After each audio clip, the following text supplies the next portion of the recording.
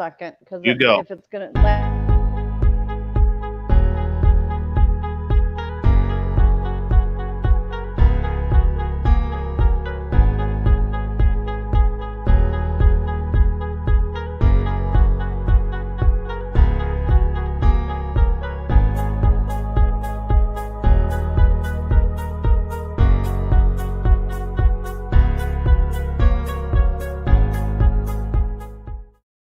Good evening, everybody, and welcome to Spaced Out Radio tonight. My name is Dave Scott. Thank you so much for joining us, and we want to give a big shout-out to Jimmy Church from Fade to Black because I guess he had a good laugh with the bear video, with the bear in my neighbor's yard, and he was having a good laugh with that on his show tonight. So thank you, Jimmy, for the shout-out on your show. We really do appreciate all the love that we get here, man, and thank you so much for doing that. All right, tonight we're going to be talking Bigfoot with Robin McCray, and before we bring her on in, we are going to give a rundown of everybody who is in our chat room tonight. Black Dragon in the gold medal position. The gorgeous Jenny takes home silver. Ufologist in bronze. Jay Foxhunter, how you doing? Nicola, how are you? Sonny Sloan, nice to see you.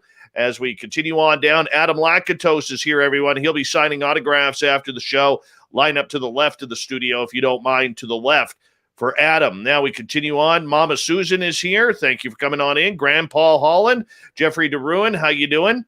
And Mennonite Abe, good to see you. And continuing on here, scrolling on down. SJ, what's happening? How you doing? All right. We're going to continue on here. And where did my guest go? She just disappeared. Sweet Patty B is here, everyone. She'll be signing autographs after the show. Line up to the right of the studio. Just give me 1 second, Robin. And we'll be all good here. Can you hear me okay, Robin? Yeah. Okay, good. I'm going to just keep you on here. There you are. You can see our lovely guest, Robin, tonight. And Chad Smith is here, everyone. The Chad Smith is here.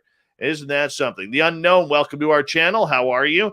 Good to see you. Nate Rudd, otherwise known as Nate Foot. How are you, buddy?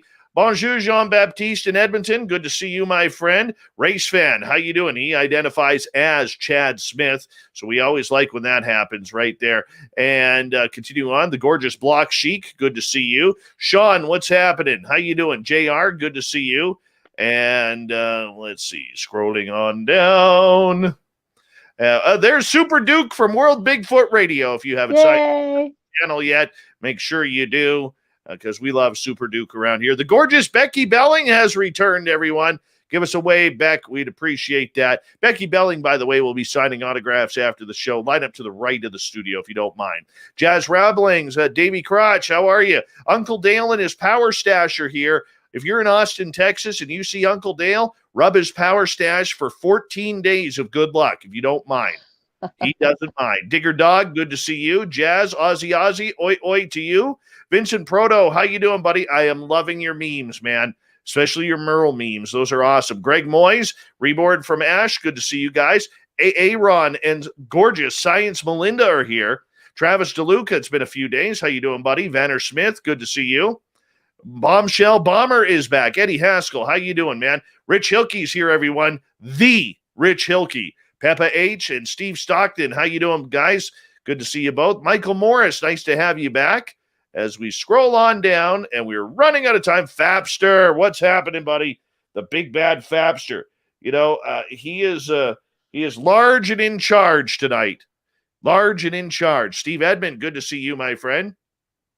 Robert Moore, nice to have you here. Jello, and the best name on YouTube, Dry Toast. Good to see you guys. Apollo 11. Manimal, nice to have you back. Millennium, Wolfman, good to see you guys. Silent Edge, Manny, nice to have you back here. The gorgeous Marie in LA, how you doing?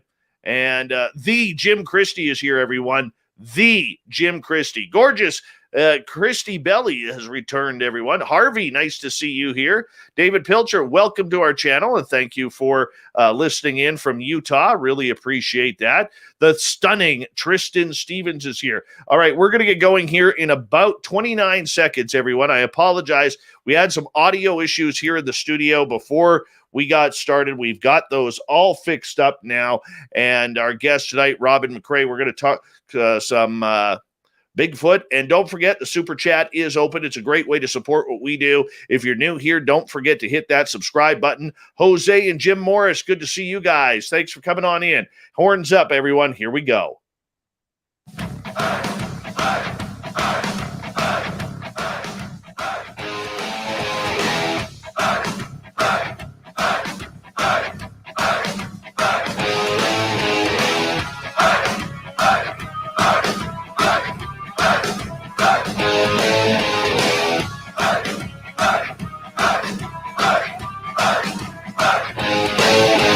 From the mountains of central British Columbia to you listening around the world, this, my friends, is Spaced Out Radio. I am your host, Dave Scott, sitting in the captain's chair of SOR headquarters. We welcome you to tonight's show on our terrestrial affiliates around North America and digitally on TalkStream Live, Revolution Radio, and KPNL. All of our archives are free by going to youtube.com/Spaced Out Radio. Do old Davey the favor, hit that subscribe button. You can follow us on Twitter at Spaced Out Radio and on Instagram at Spaced Out Radio Show. Our website is spacedoutradio.com, where we have a plethora of features for you, including rocking out to Bumblefoot and reading up on Captain Shirk's SOR Newswire. Tonight's show is brought to you by Chive Charities. Help make the world 10% happier by visiting Chive Charities today. You can find them on our website. Robin McCray is the Assistant Director of International Hominology of Forest People, the organization headed by Dr. Igor Burtsev. Robin has had interaction with Sasquatch since she was 4 years old and has been a guest at Bigfoot conferences as far away as Siberia and all over the United States. She is a founding member of the North American Sasquatchers Alliance of course, and has appeared on many shows, including several appearances on Super Duke's World Bigfoot Radio. That's a channel you're definitely going to want to sign up for if you haven't already on YouTube. Robin also loves to get out in the woods, does some field investigations when the situation warrants, and I'm telling you, she is one tough lady. She will brawl for it all with Sasquatch if she has to, because that's what she does. Robin McCray, thank you so much for coming on Spaced Out Radio tonight. How are you? I am great. Thank you so much for having me. Oh, it's such a pleasure. You know, I love this topic. And you know, when Duke from World Bigfoot Radio says, hey, you got to get this person on, we usually listen because he is so... Oh, he's fantastic. Oh, yeah. We think the world of Duke around here because I agree. Works his butt off almost every single night, and he's in our chat room almost every single night. So we love him around here, and thank you so much for joining us. I know it's late for you on the East Coast, and here I am on the West Coast, but you know, it's a pleasure to have you here. 4 years old. You were 4 Well, actually, it was earlier than that. My first abduction by the ETs, I was 4. Oh, okay. So you got aliens, too. There isn't much I don't have. Cat people, I've dealt with the goat man. I have a picture of lizard man that was in my backyard, puckwudgies. The Bigfoots, the Dogman, the ETs that have been continuous most of my life. It all kind of ties in together. So everything, it finds its way to me. I've never, ever went out in search of. Why do you think you got this magical ability to have this? I have yet to figure it out. I have no idea. My mom, even back when I was a toddler, she said when I first learned to talk, it was talking about what she thought were imaginary friends. These big beings that were taller than my dad and all covered with hair. Some of them had a tail, some of them didn't have a tail, but that I told her they followed me wherever I went. I mind spoke before I even really could talk. I didn't realize for many, many years that not everybody did it. And I didn't realize that they called it mind speak. When I first heard it called mind speak, a friend of mine was like, well, wait till you get to that point where you can mind speak with them. And I thought, God, I can't wait to do that. That's going to be the greatest thing ever when I can do that. And we're out in the woods and they said, well, tell them such and such. And so I told him, and he looked at me and he said, how do you know that? I said, well, they just told me. He said, you can mind speak? I said, heck, I didn't know that's what it was. I've been doing that since I was a baby. Like, really, I just didn't know, you know, and I spent most of my life out in the woods with them by myself before I ever got affiliated with Igor and started working with him. And I had spoke to one person I reached out to because there was just so many experiences that was just like over the top. And I thought, this has got to be going on for other people, not just me. And I reached out to someone, and he actually contacted Igor, and Igor was in the States for a conference in Ohio. And he called me and he said, do you care if I talk to him about your case? And I said, yeah, go ahead. Called me back and he said, he wants to come to your house. And I said, well, do you trust him? And he said, well, yeah, Robin, he would never hurt him. I trust him with my life. And I said, well, now you're asking me to trust him with their lives. And that's a whole different ballgame, because I take the whole protection thing to a new level. And he said, no, I promise you he won't hurt him. So he was supposed to come out for a few hours and he stayed 10 days. He only went home because he already had his airline ticket. And he said, I'm going home, but I'm only going to go if you promise to come to Siberia to the conference. Nice. So that's how I ended up in Siberia. Well, I want to ask you, let's go back to this childhood thing, because, you got some aliens, and, old Davey has some aliens too, and, yep. and we got that in common. And yeah. then you got all of this Sasquatch stuff coming on. Growing up as a child, Robin, that had to be very difficult, because here you are seeing one facet of the world that 98% of the people on this planet do not see. What was that like for you?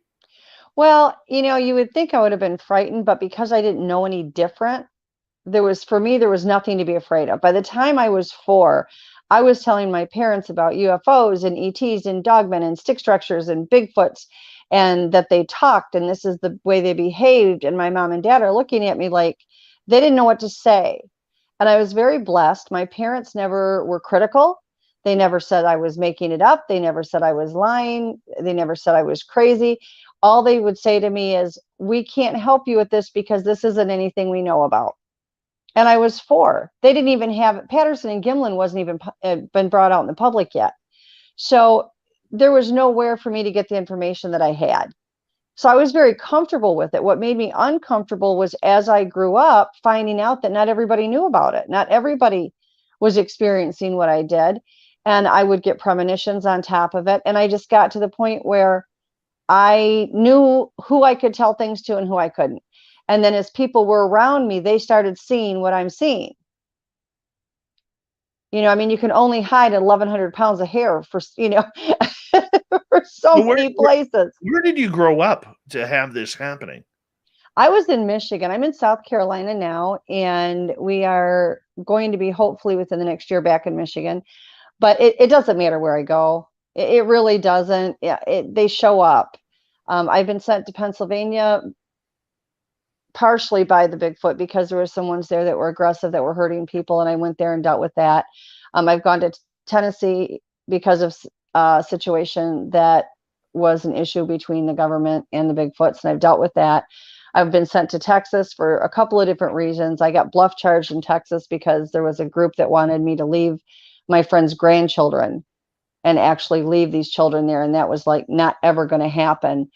And so basically I stood my ground and went between this large male and these 3 little kids, because I'm not going to obviously leave these children.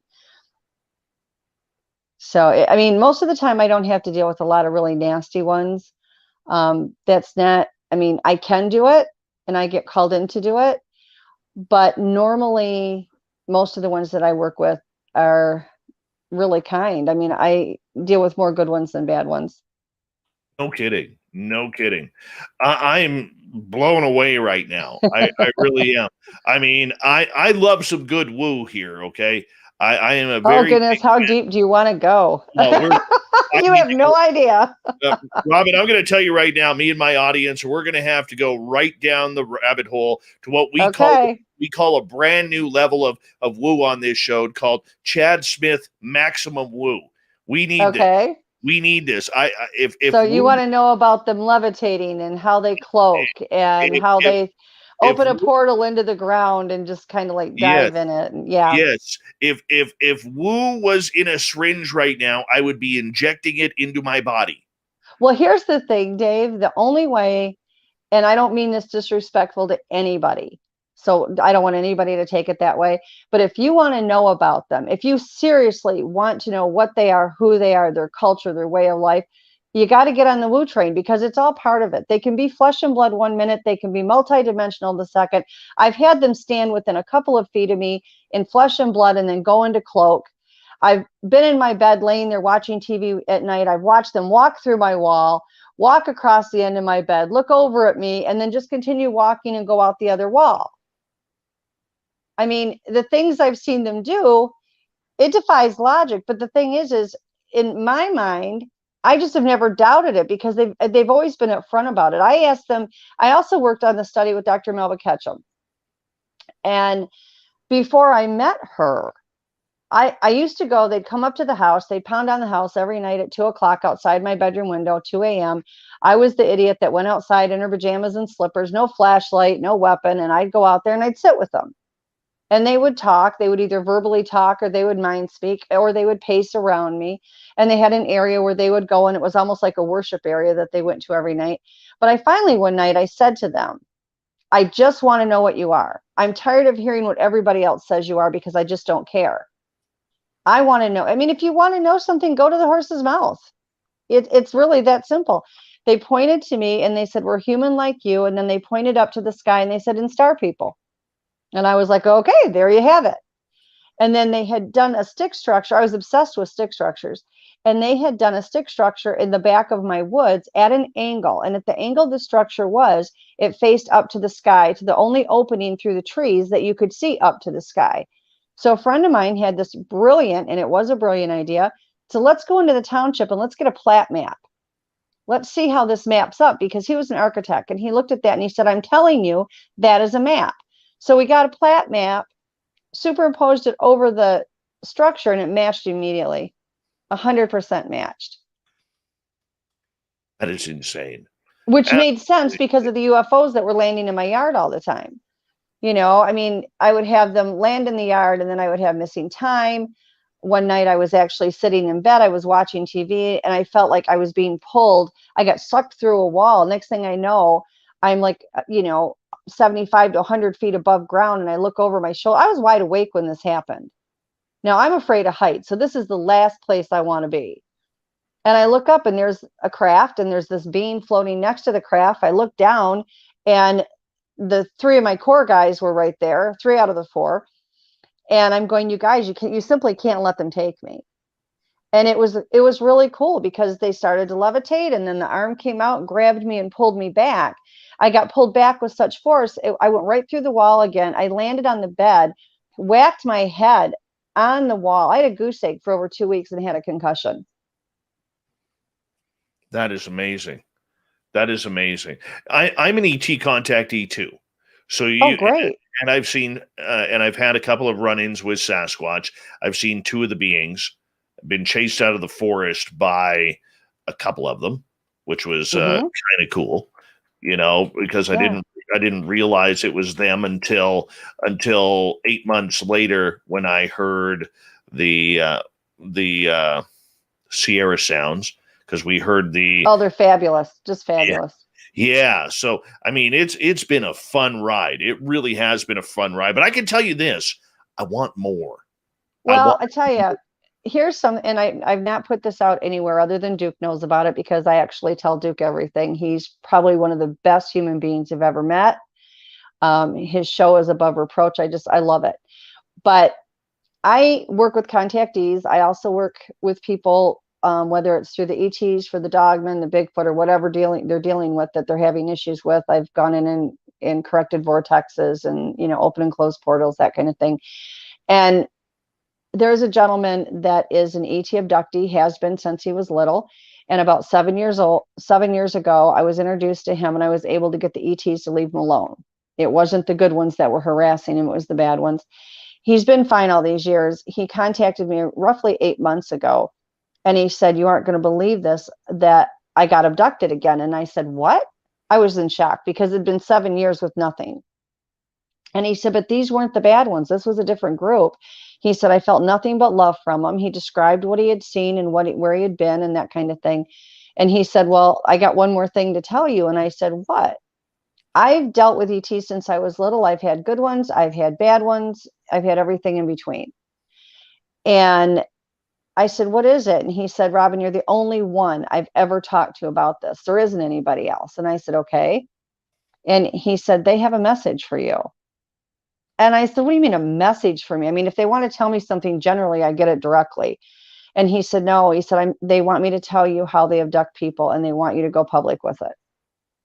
And they went through the entire thing of the process, starting from when people are born and who they choose to do it. And they watch them. A lot of the information that he had was information I'd pretty much figured out by myself. The thing with the ETs is they can imitate your looks. They can imitate your body movements. They cannot imitate the voice. So for anybody out there where they come after them in dream state, or whether they come after them when they're in awake and, you know, in real time, they cannot imitate the voice. They can't. It's just impossible for them to do it. I've never yet been able to find one that could get it correct, but they can do the body movements. They can do the looks. Watch for the eyes and watch for the vocals, because they cannot do it. And in these things that this gentleman was sharing with me in this message for me, that was part of it. And it was really in depth. And they're like, people are going to laugh at you. Nobody's going to believe you, but you have to let people know, because this is the only way they can, you know, they're going to know what's going on. So it was pretty in depth. I was really shocked. For you going through all of these experiences, and I mean, you have probably had your case of people, you know, screaming at you, where's your proof? Oh, you yeah. know, I mean, you're a nut bar, you're Yep. everything along those lines, Robin. And Yep. I'll be honest with you, from experiencer to experiencer, I can tell you that right now that I believe your story. You know, Thanks. because you have to, I think a story like yours, you have to be an experiencer to fully comprehend what you are saying.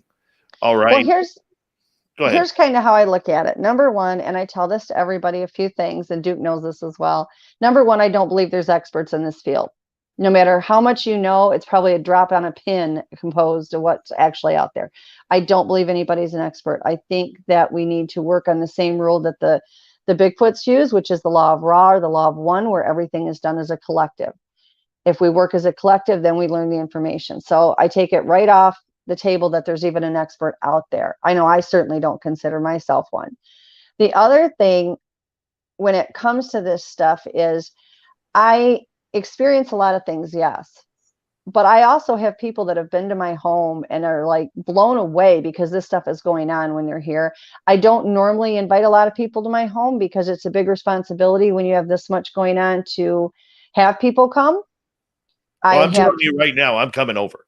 Oh, you're welcome. You can come anytime. We got room for you. Yeah, and good. So I do have people that come over and they leave with a whole new understanding on a lot of things. And my poor son-in-law was here and stayed temporarily. And like the first night he saw a Bigfoot that stepped out from between the trees. And the next night he was outside watching him run around the backyard. You know, within a week later, he's like, you got 6 UFOs above the house. I'm like, yeah, I know. Mom, there's one across the driveway poking its head up and down between the bushes. And he's out there with the IR glasses. And I'm like, I know. Like, you have to pace yourself or you're going to have a total paranormal meltdown. Just pace yourself because it's going to go on all the time. But I've always had people that could verify what I was saying because either they saw me do some of the work that I do and saw that it changed things, or they saw some of the cryptids, or they saw the UFOs, or they've seen the ETs or whatever. There's been enough people that have been there and seen it to support it. And then on top of it, I have photos, of which I shared with you some of them. And I always tell everybody, you know, they may not be the best in the world, but they're not blob squatches either. You know, I have a picture of a lizard man. I have a picture of a UFO above my house with a portal opening in front of my garage, and there's a head sticking out of it. And the head is very clear to see. You can tell what it is. I mean, you know, I do have these things. So when I talk to people and they, you know, they go on and they say, well, you're crazy. They're entitled to their opinion. I don't take offense to it. I know it's a lot to handle. I live it daily and it's a lot to handle. I don't expect everybody to jump on the train and just say, okay, I'm going to believe everything she says. And I'm okay with that. I generally tell people my job on this planet is not to prove anything for anybody. That's not why I'm here. I'm not going to try to convince you. I'm going to share with you the information that I've learned. I'm going to share with you the experiences that I have. and what I believe is the truth, and it's my truth. What you do with that information is entirely up to you. I take no offense to it. I don't like the haters that have to be cruel about it. If you don't believe me, I'm okay with that. Then you don't have to talk to me. You can scroll on by, you can change the channel. I'm okay with that. I'm not going to be offended. It's a lot to take on, but you don't have to be cruel. For the people that do want to know, I'm happy to share what I know. I know the feeling. What do you say to your critics who are like, that didn't happen. That didn't happen. That's BS. You can't say that. That's not real. I've never heard of that. So it obviously can't be, because I'll be honest with you. I did an interview. I've done a couple of interviews recently where people have been trying to tear apart my stories. Mm-hmm. They're like, I don't believe this guy or whatever. And I'm like, really? Like, why would I come Number on? one, why would anybody make this up? Who wants to be labeled as crazy? What I've gotten to the point of, like, people that'll come up to me and say, well, I don't believe it. I'm like, you're entitled to your opinion. But while you are entitled to your opinion, you can believe that none of it's true, but you're going to go home and you're going to sit and you're going to watch TV and you're going to look for the Bigfoot shows and the cryptid shows and the ET shows. Meanwhile, I'm going to go home and I'm going to play with all these things. So you go ahead and don't believe me, because I'm okay with that. But while you're at home wishing and praying you could experience it and learn it and looking for a show to give you information, I'm going to be outside. I'm going to be playing with the Bigfoot. I'm going to have the Dogman running around. I'm going to have the UFOs over my house, and I'm going to go on about my business. And if you don't want to believe me, I'm okay with that. When your mind is ready to accept it, give me a call. Right. And I totally agree with you, because I'm telling you right now, if I get on a plane to go, once this COVID crap is over and I could get on a plane, I'm coming to your place. You're welcome. No matter if I'm in here in Michigan, you're always welcome. Number one, and a lot of people don't realize this, and I'm just putting it out there because you brought up COVID. The cryptids are susceptible to COVID. And there's been the big question of, can they get it? They absolutely can get it. The only thing that I found that cannot get COVID are the ETs. And according to the ETs, as long as the cryptids are in a portal, they also will not get it in the portal. So in the meantime, when we look at these cryptids, we need to be clear on how they got here. Number one, I believe the Ebens are the ones that created the Dogman. Now, that doesn't mean the military doesn't have their version that they created as well, because we already know that they've dipped their toes in absolutely everything and messed it up. But the actual Dogmen themselves, okay, they are, and by their own admission, they are a canine human ET hybrid, straight across. That's not the genetically modified ones by the government. That's the actual Dogman. When it comes to the Bigfoot, by their own admission, they are a human hybrid. They are human in ET. It's a fact. So if humans can get COVID, you can very well believe that they're going to get it as well. Now, I do healing on them. They come to me for healing. I know they can get COVID. Now, when COVID hit, I went out and did the research of, okay, what can we get out in the woods that's going to help them? They make fire. It's a fact. I know it's a very controversial subject. Do they make fire? I've watched them do it. So yeah, they do. But they can make pine needle tea. That's a very big help. Also, if they can get their hands on squash and pumpkins and those kind of things. So there's a list of things that they can actually use, but they actually can get it. I'm going to get you to hold on right there, Robin, because we are going to go to break here at the bottom of the hour. You know why I believe her and her research? We're 30 minutes into this show, and she hasn't used that damn idiotic word squatch once. Oh, never. I hate that word with a passion. I know Robin is serious about her research. I mean, I call them the foots for short, or forest people. Sasquatch Talk on Spaced Out Radio next.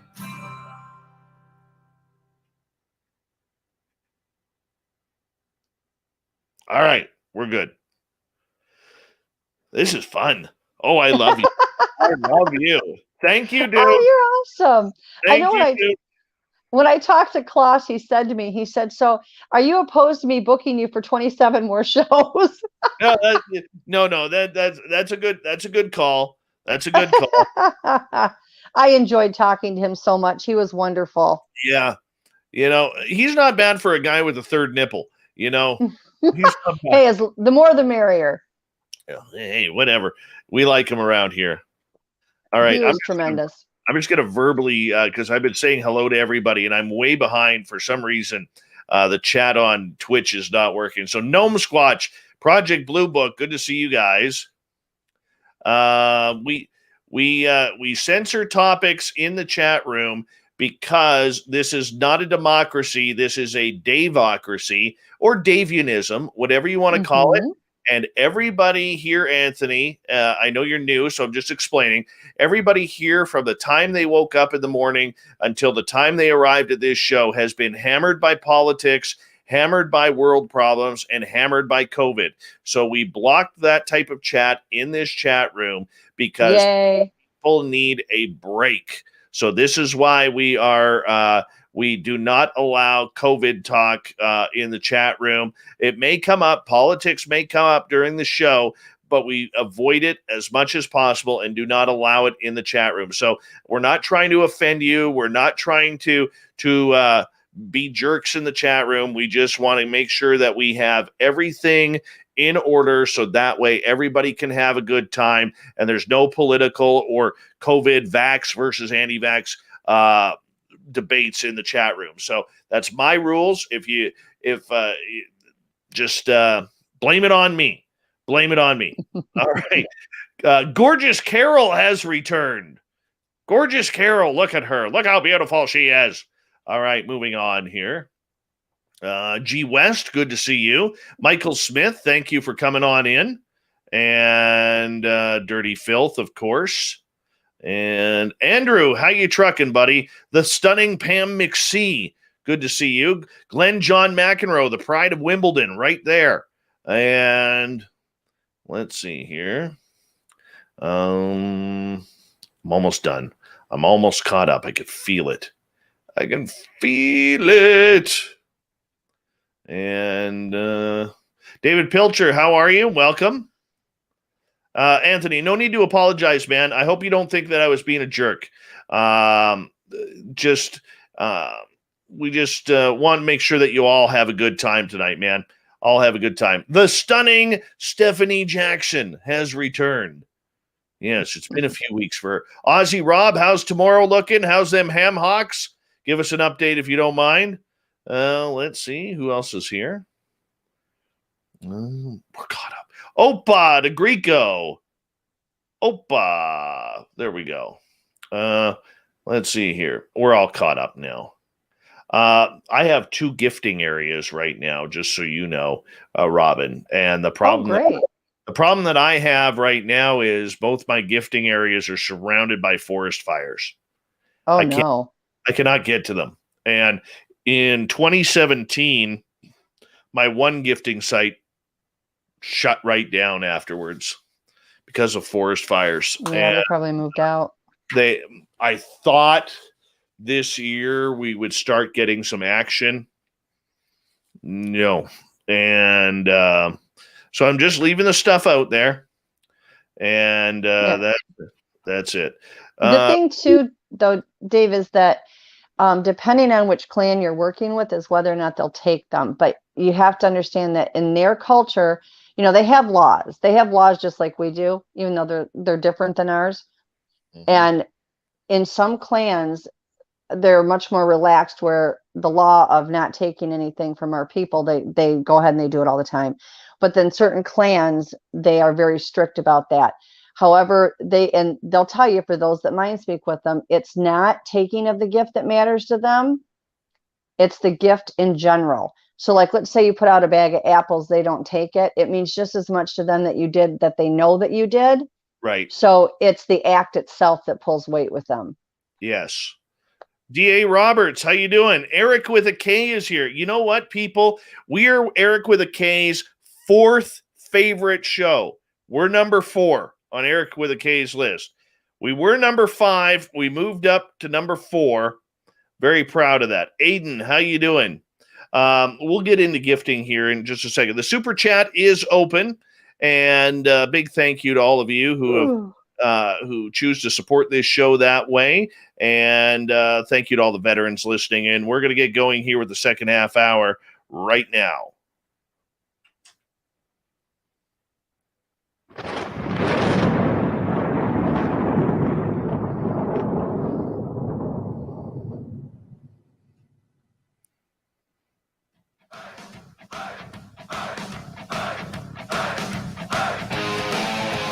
Second half hour of Spaced Out Radio is now underway.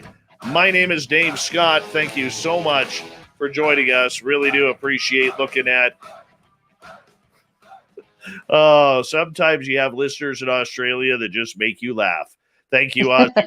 We appreciate that. Want to remind you that if you missed portions of this show or others, check out our free archives by going to youtube.com/Spaced Out Radio. Do old Davey the favor, hit that subscribe button. Our website is spacedoutradio.com, where we have a plethora of features for you, including rocking out to Bumblefoot and reading up on Captain Shirk's SOR Newswire. Follow us on Twitter at Spaced Out Radio and on Instagram, Spaced Out Radio Show. We continue on tonight with Major Woo tonight. Major Woo. I love this guest already. She is amazing with her encounters of Sasquatch, extraterrestrials, Dogman. Robin McCray is here. And Robin, you know, one of the things that I love about these cryptids is how elusive they are. I love the fact that I can go out in the forest 100 times and see absolutely nothing. And then all of a sudden there's going to be that one time you go into the forest and you're going to be like, did I just see what I think I saw? You know, it's amazing. That's what I love about this. The things that they do are so subtle. That's the thing. It's not that there's not things out there. They're so subtle that they're actually made for us not to even realize that they're there. I used to years ago. I don't do it as much. I probably should get back to doing it. But years ago, I would go every night before it got dark and I would walk around the perimeter of my house. I'd watch the ground. I'd see where the sticks were at on the ground. I'd check the roof. You know, I mean, I'd look from the ground and look up towards the roof to see if I saw anything. I'd walk around the yard. I'd go to bed. I'd get up the next day and everything was completely moved. Now, had I not done that the night before and I walked around, I would have never noticed it because it's that subtle. You know, I mean, I would wake up the next morning and there'd be like 12 rocks on my roof. And I had taken they're wire baskets that you bolted underneath your window and you put flowers in it. And they had this, like, I don't know, it's like these little baskets that were made out of like a mulch or whatever that you would put the flowers in. And I was so excited. I got them and I put them all around the house at the windows. I went to bed. I got up the next day. All the flowers were gone and they stole all of the mulch bedding out of it. I mean, and all I had left was wire brackets. So I asked, I said, what did you need those for? Well, we used it to build fire. I said, and you needed to take every single one I had? I mean, good Lord.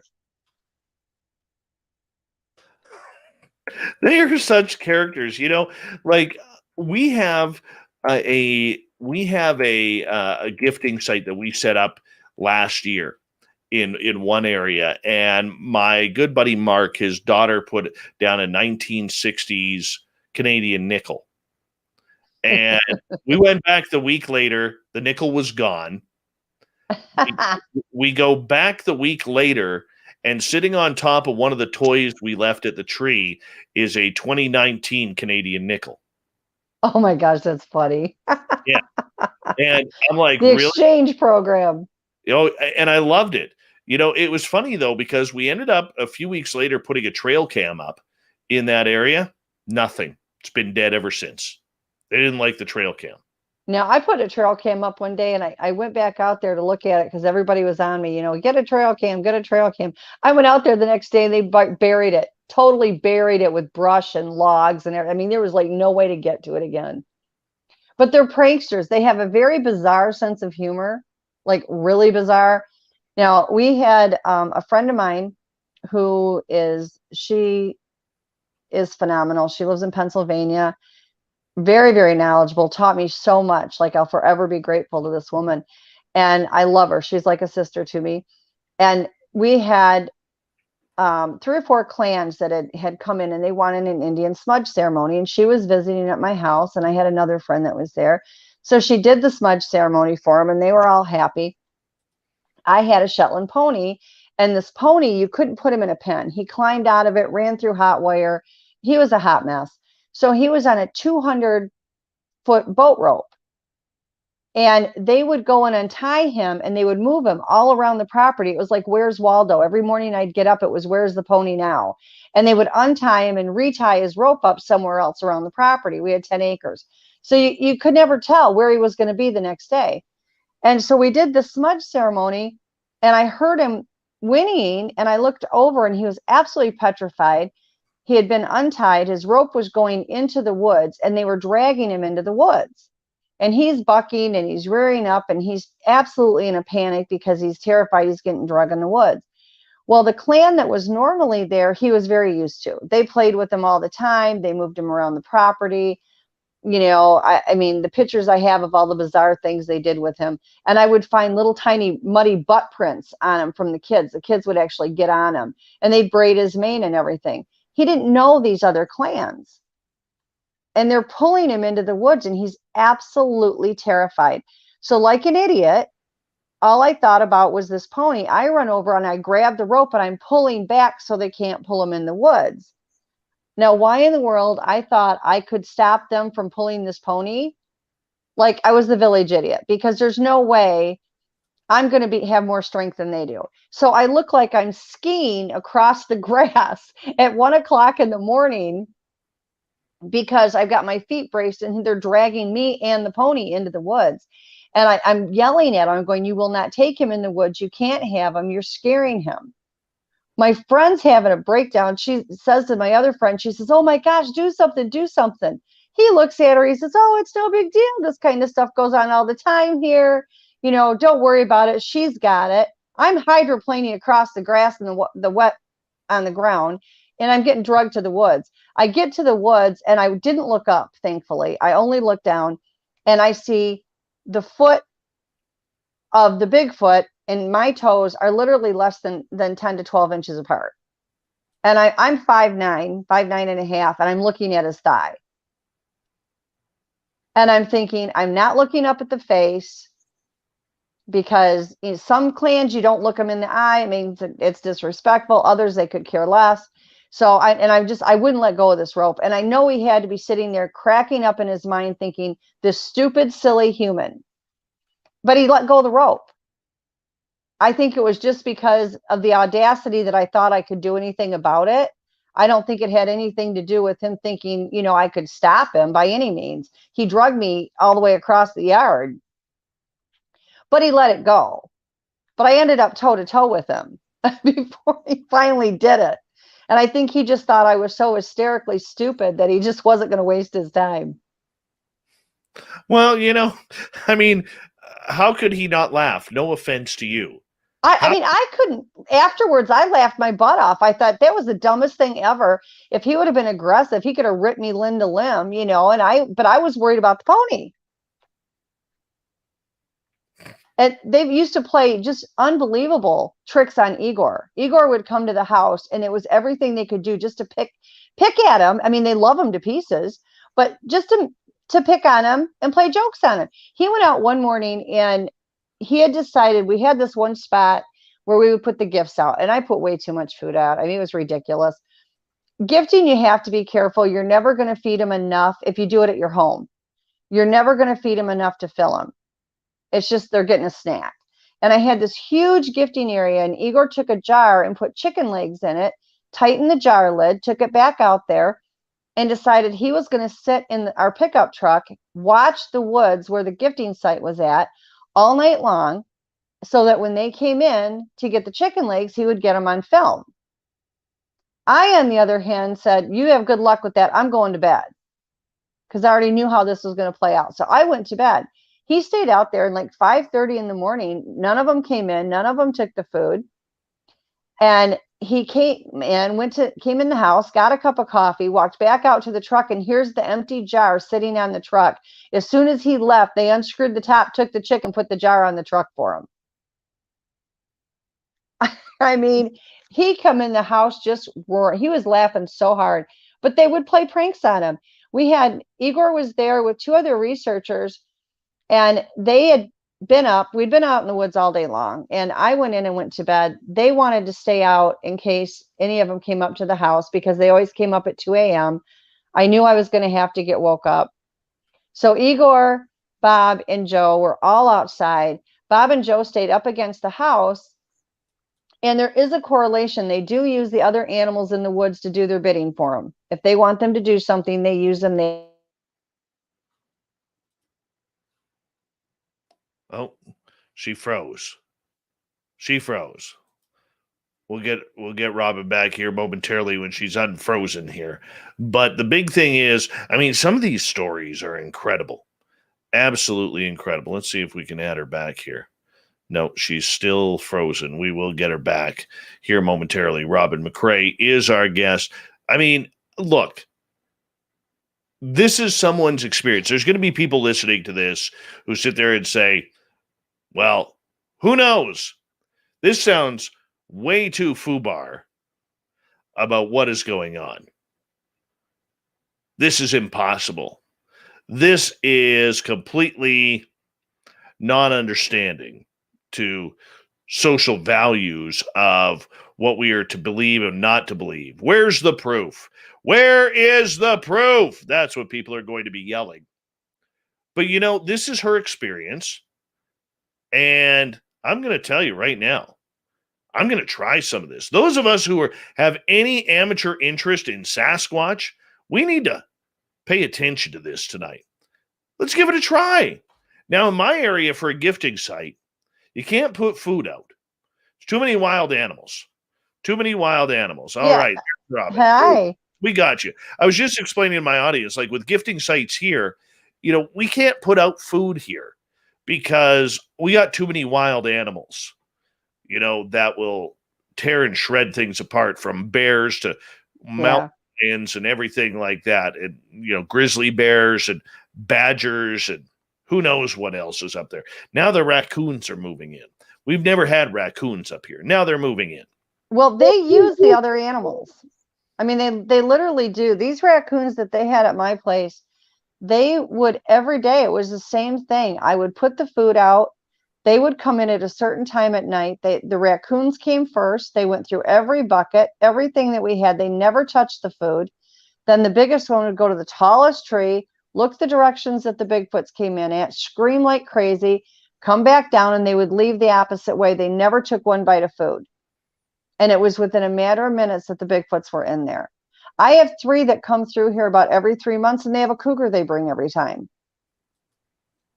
Interesting. They literally will use whatever's out there. They have, you know, they'll use the coyotes and the wolves and the bobcats or whatever they want as a pet. I mean, they can use mind control to begin with. And they just tame the rest of them. You tend to believe that Sasquatch are a people. Yes. Okay. Now, many First Nations will say that they are a primitive wild man. Mm-hmm. Some will say that they're a primitive wild man who has discovered some very supernatural type abilities. How did you come to the conclusion that these creatures, whatever they may be, are actually related to humans? Well, before they even told me to begin with, the old saying of if it looks like a duck and it walks like a duck and it quacks like a duck, it's a duck. Okay, they have language. They can speak any language they want. They have their own language, but they can also speak ours. And they can speak it fluently if they have to. It may be hard for us to understand it at times, but they still have it. They have their own alphabet. They can read. They can write. I've watched them do this. I have witnesses that I've worked with that have watched them do this. The intelligence level that they have is unbelievable. They blow us away. They have laws. They have a culture. They have everything that we have. The only thing that is about it is it's different. It's not our ways. They have their own ways. It's like if you go to a foreign country, you go in there and you don't know what's going on over there because everything they do is different than what we do. It's the same thing with them. But they do have language.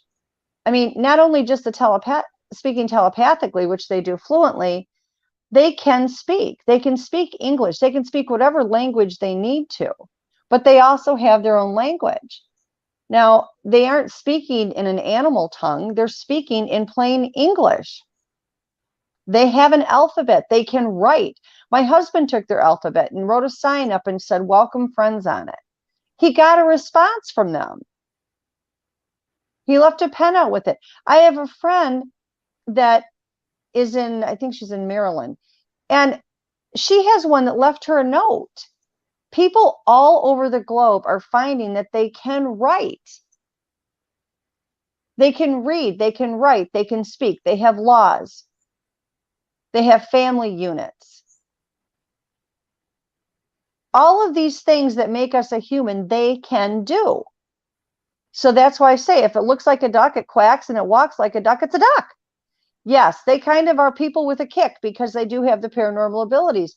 And the paranormal abilities are extensive.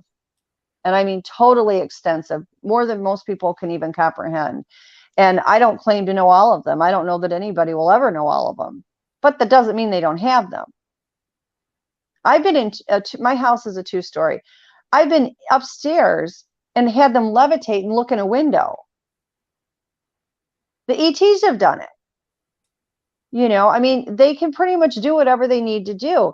There's been reports all over the globe, and I've seen it as well. They literally open a portal up in the ground and jump down in it. I've watched them open a portal in my front yard. You know, I mean, the things they do defies logic.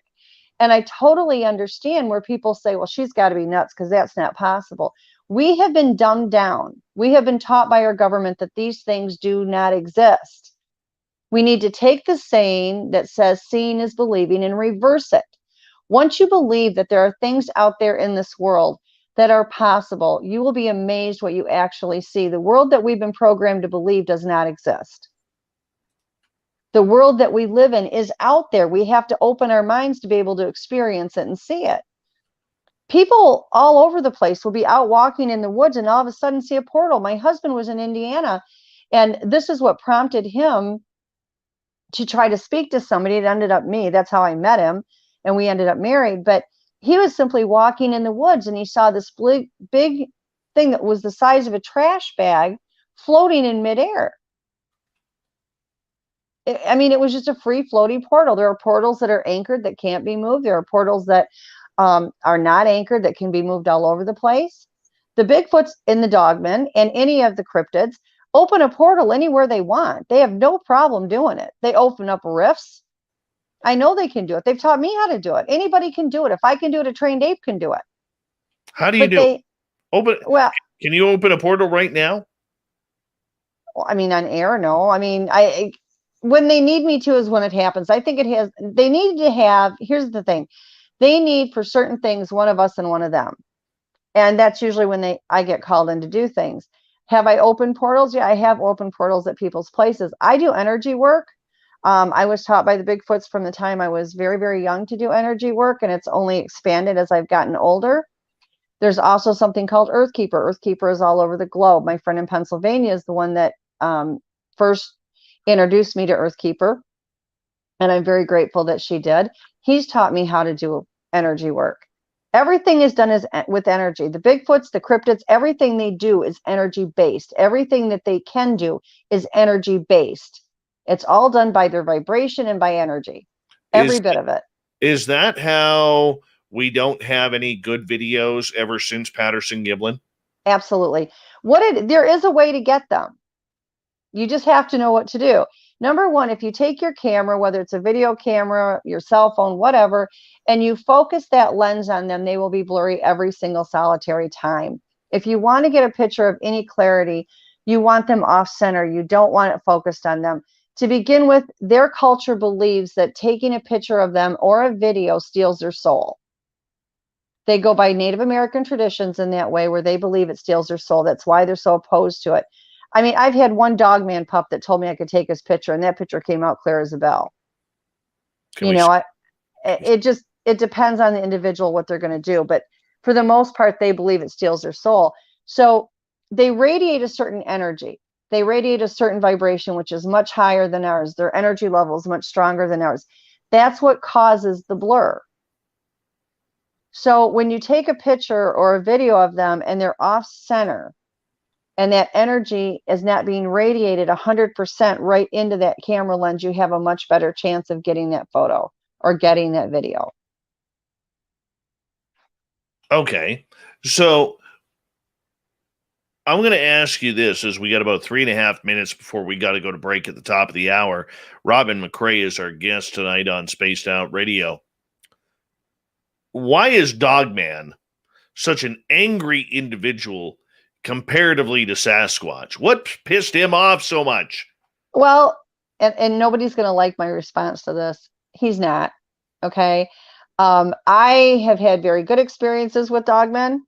I've talked to some that are extremely nasty. Number one, they're more stoic. They're not as lighthearted as per se the Bigfoots are. The Bigfoots are kind of, they're pranksters. They have a wicked sense of humor.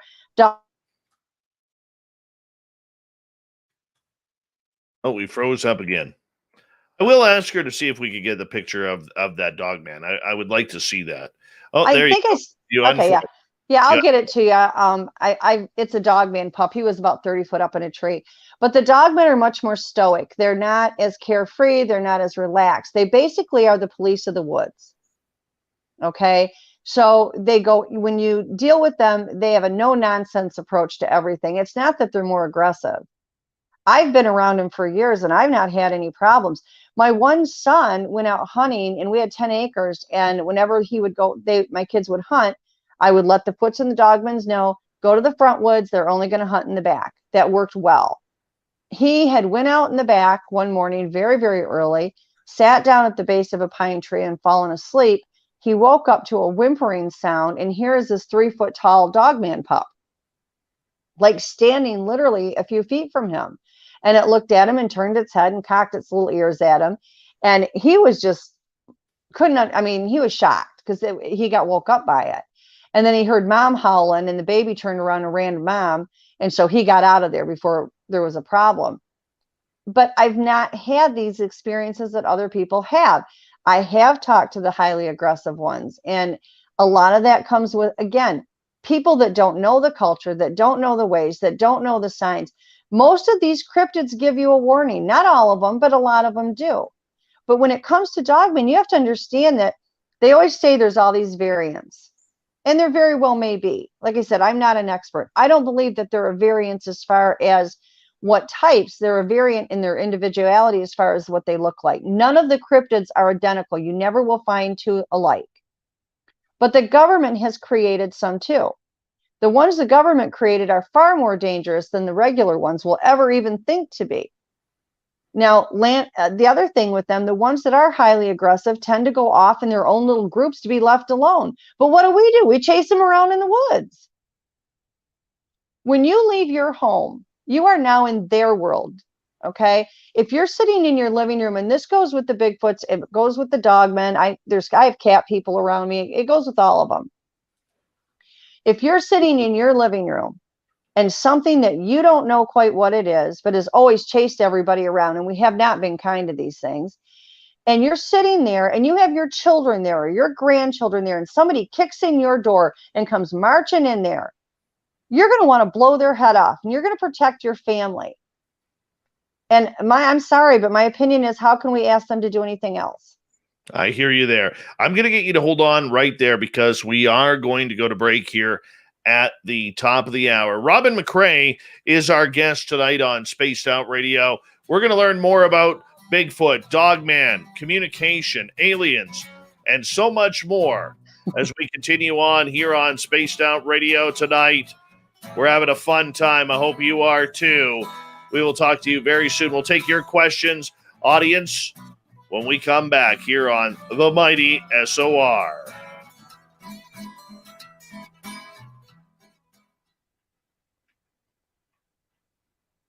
I'm just going to put you on mute. I'm going to run my dogs outside, and I'll be right back, okay? Okay, I'm going to run to the restroom, so. Not a problem. Not a problem. We'll be right back here, people. G. West, thank you so much for that super chat. Really do appreciate that. And we'll be right back, everyone.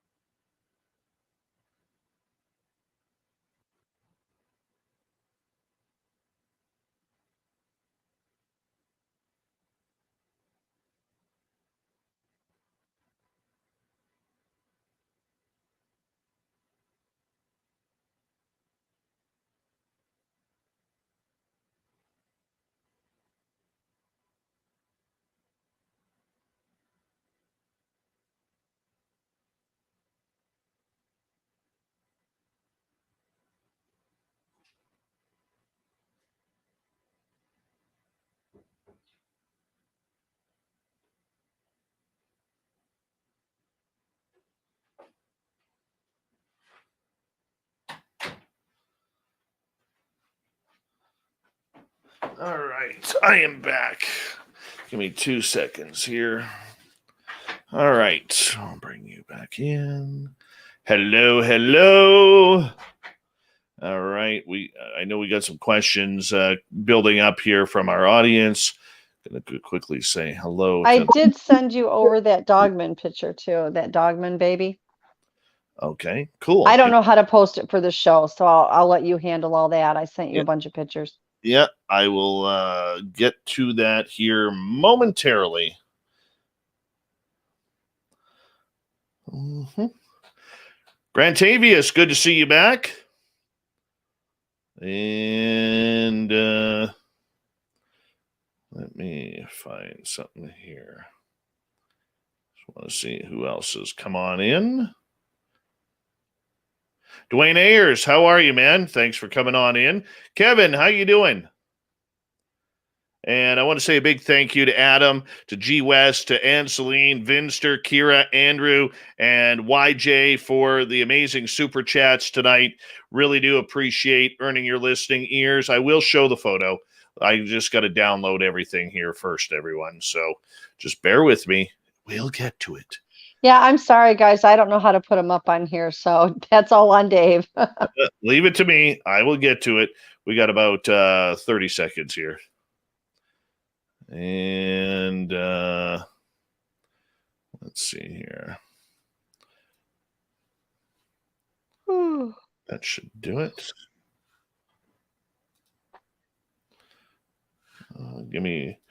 Here we go, everyone.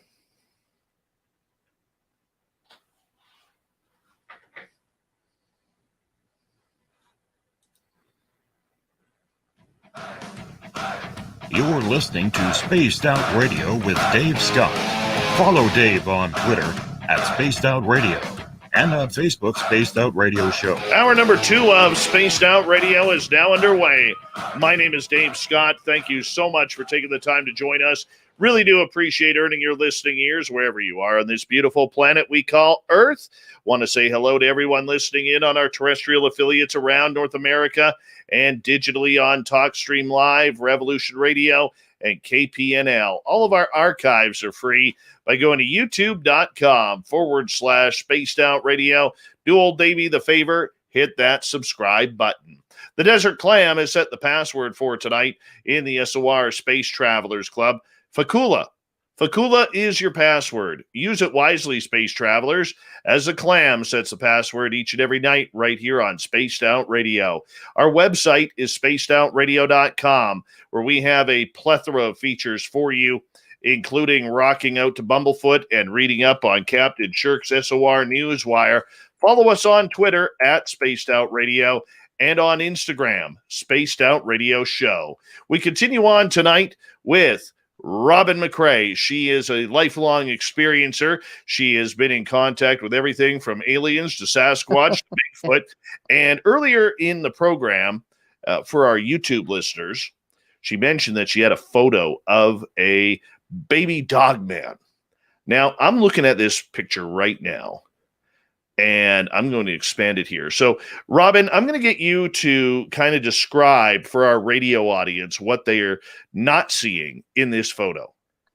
Well, again, like I said, this photo was taken because we had just moved into this house, and I had been laying down, and it wanted me to come outside. It was mind speaking. And I just, I was tired. I had been outside all day long, and I'm in South Carolina. So you live on the sun. It was hot.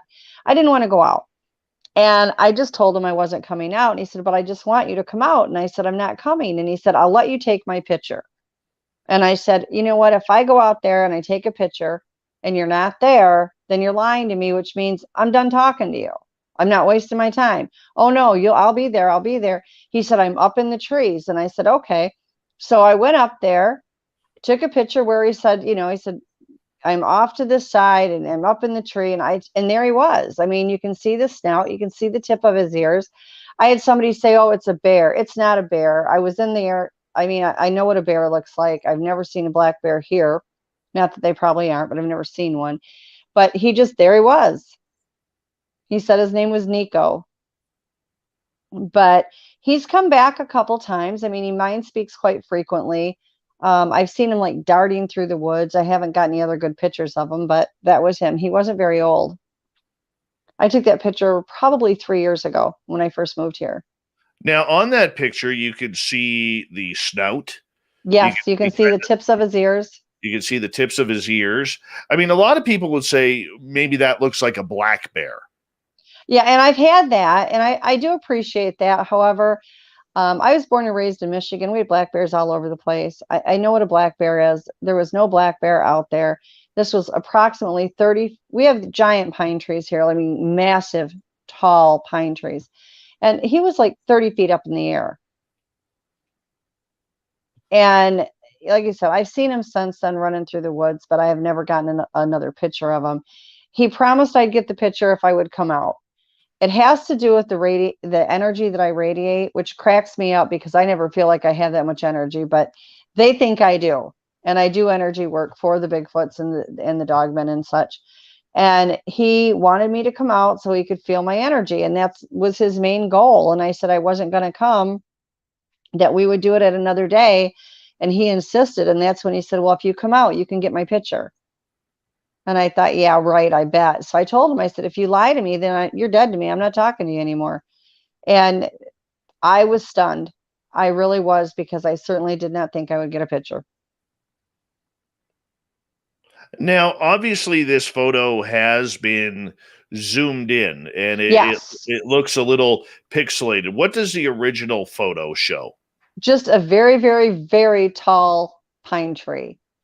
And I took it from my deck. It was probably, I want to say, 75 feet away from my deck when I took it. And there was just this huge, immense pine tree. I couldn't even get the whole pine tree in one shot. And I saw him on there, so I went ahead and I cropped it just so it was easier to see. But the pine tree itself is about 30 feet tall. My goodness. I didn't know dogs could climb trees. Dogman can get up a tree like nobody's business. I mean, these things, again, they're part human. It's just like the Bigfoot. They can climb like you wouldn't believe. We had this huge oak tree in the back of our property when I was in Michigan, and you could see raw marks on these massive branches where their hands would go, and they would just scale it. They would go up there. That was like a big hot spot for them. And it was right next to an old hot wire fence that, of course, was not hot anymore. And the property next to us, my in-laws had, and it was vacant. So I had access to that 10 acres as well. And they literally took the hot wire and lifted it up and hooked it. And of course, it was cold. It was dead. Lifted it over a branch and made it easy so they could just walk in and out of it. I would like to take a second, Dave, if I can. And we were talking a minute ago, about why the Dogmen were grumpy. I just want to put it out there for everybody. By no means do I want anybody to think that I say or even believe that all of these things are good, because they are not. Just like with our people, we have rapists, murderers, pedophiles, all these crazy things, because all these things have got a human lineage in it, as well as what they are. There's good and bad in absolutely everything. I don't care what it is. So not all of these things are good. And I've told everybody from the get-go, the good ones are the purest sense of love you will ever feel, because it goes much deeper than what we experience it with our people. The bad ones are lethal. There really doesn't seem to be anything. I mean, you can get some that are just grumpy and want you out of there, but you have to be careful. But by no means do I want anybody to think that I'm saying all of these things are wonderful. Let's go out in the woods and hug them. Don't hug the Wookiee, as Duke says, because they are not all nice. I can see that. How do you tell the difference, though, between a good Sasquatch and a bad Sasquatch, or a good Dogman and a bad Dogman? It really isn't as hard as it sounds. Sometimes you just don't know till the last minute. I'm not going to lie. But myself, I read energy. And in the field that I'm in, it keeps me alive. Okay. Energy, negative energy feels different than positive energy. And so if you go into, like, let's say you're walking out in the woods and everything seems wonderful, and then all of a sudden you just feel like something shifted and it just doesn't feel right. It doesn't feel like it did the minute before. That means something with that negative energy has come into the woods. That's your cue to turn around and leave. But what happens with a lot of people, that curiosity killed the cat syndrome kicks in. And so they've got to push it. That are these beings that are pushing that energy on you, giving you that warning so that you can just leave. But a lot of people don't do that. And that's where things get messed up. The other thing is misinformation when it comes to what they're doing to get you out of their area. Okay. People will say, well, they were waving their arms at me. Okay. If you think about it, in the military, when they are waving their arms, they're surrendering. That's not an act of violence. I get people that contact me on a daily basis and tell me, oh, I had this really bad encounter with either a Dogman or a Bigfoot or a Goatman or whatever. And I'm like, okay, did it physically hurt you? Well, no. What did it do? And quite honestly, 9 out of 10 times, it didn't do anything but give you the signs saying that it didn't want you there. You know, if you get a small pebble like the size of an acorn tossed at you, that is them simply finding out whether or not you're a threat and to let you know they're there, but they're doing it safely. They're not doing it with anything that can hurt you because they want to see if you're going to turn around when they let you know they're there and pull out a gun or do something to hurt them or their families. That is perfectly fine. I've had other times where people say, well, they weren't big rocks, you know, maybe the size of a golf ball. Did they hit you with it? No, it never landed by. It didn't hit me. It landed near me. People, they do not miss. If they want to hit you, they are going to hit you. They do not miss. And then you have people that say they threw these giant boulders at me. Okay, you just got a warning to leave. Why are you still there? Like, listen to the what's going on around you. You know, and somebody said, well, they yelled at me. Okay. If they yelled at you, leave. Common sense. Not everything is an attack. Not everything is safe by any means. But there are subtle things that they're going to do and normally will do. Now, you know, the worst of them may not give you those warnings, but 9 out of 10 of them will. I had somebody contact me the other day and they said everything was fine. And then all of a sudden it started screaming and hollering at me. So I simply asked it, you know, what was the problem? Well, its child was coming up. Now, I don't know about everybody else, but I assume they're like I am. I'm protective of my family. I'm protective of my children and my grandchildren. Now, I love these beings with every fiber that I have. I don't trust them with my kids. We found out years ago when my kids were little. My kids, by the way, all grew up with these things around them. So did my grandchildren. My one granddaughter, when she was 4.5, almost 5 years old, was sitting outside playing in the sand. And I happened to look outside from the kitchen. I was making her something to eat. And 3 of my top core guys were out there rolling small rocks across the ground to her. She'd pick them up and she'd roll them back. And then they'd roll them back to her. You know, I went out and I brought her in the house. They never tried anything with her, but I don't take chances when it comes to my babies. Now, they can imitate everything. It doesn't matter if it's an animal noise or a person's voice. And at the time I was married and my ex-husband, my now ex-husband, not my current husband, was out in the woods hunting, and he came in the house absolutely livid that I was out there while he was hunting talking. And I said, I've never left the house. He said, I've known you for 15 years. I know your voice. You were out there. And the kid said, Dad, she never left the house. So we figured out very quickly that not only were they imitating human voices, but they could duplicate ours. So after that, I told my children, when you're outside, or even in the house for that matter, because, you know, they do get in the house. If I call you, if I tell you to go do something, unless you physically see me, you just don't do it. Okay, you're not going to get grounded. You're not going to be in trouble. If I tell you to go do something and you do not physically see me, you absolutely do not do it. You can have a female out there that's lost a child and is in mourning and wants to replace her child with another child.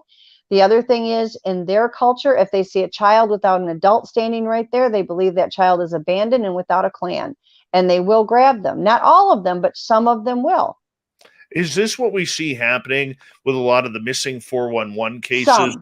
Some, yes. And there are cases that I know of, and I've talked to the Bigfoots that have actually taken the child. So yes. So why are Bigfoot or Dogman taking these children? Well, if a child, like I just said, if a child is not with an adult, if a child is on its own, they look at it that child is without a clan. And they're very maternal and they're very family oriented, and they will take it and they will try to raise that child. Most of them don't survive. They die due to elements, not because of any abuse.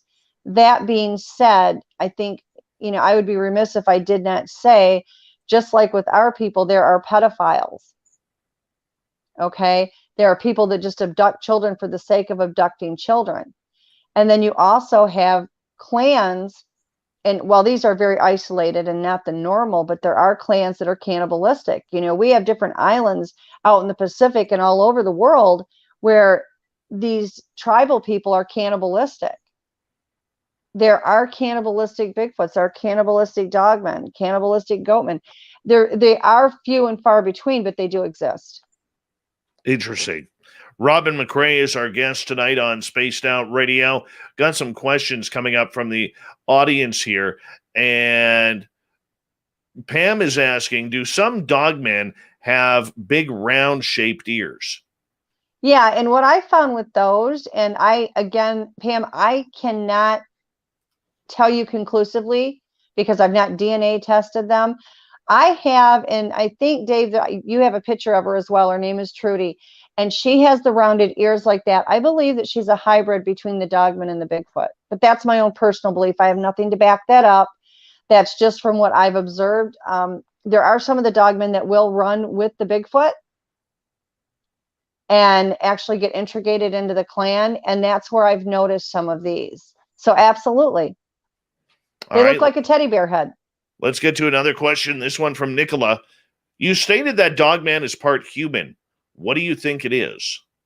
It's a dog. The Dogman is human, canine, and ET. And that's what I was told by them. That is not because any DNA that I've had tested. That is what I was told by them. Where are they from? Personally, my belief is that they are from Serpo and that the Ebens created them.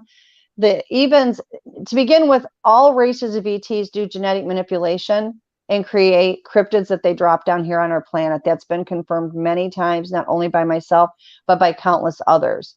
And now that they're starting to do some of these soft disclosures, which are really just a joke because we already knew it anyway, but there are now books that have been written on it as well, like with the Serpo project. The Ebens have readily admitted to creating a hybrid that had the head of a dog and the body of a man.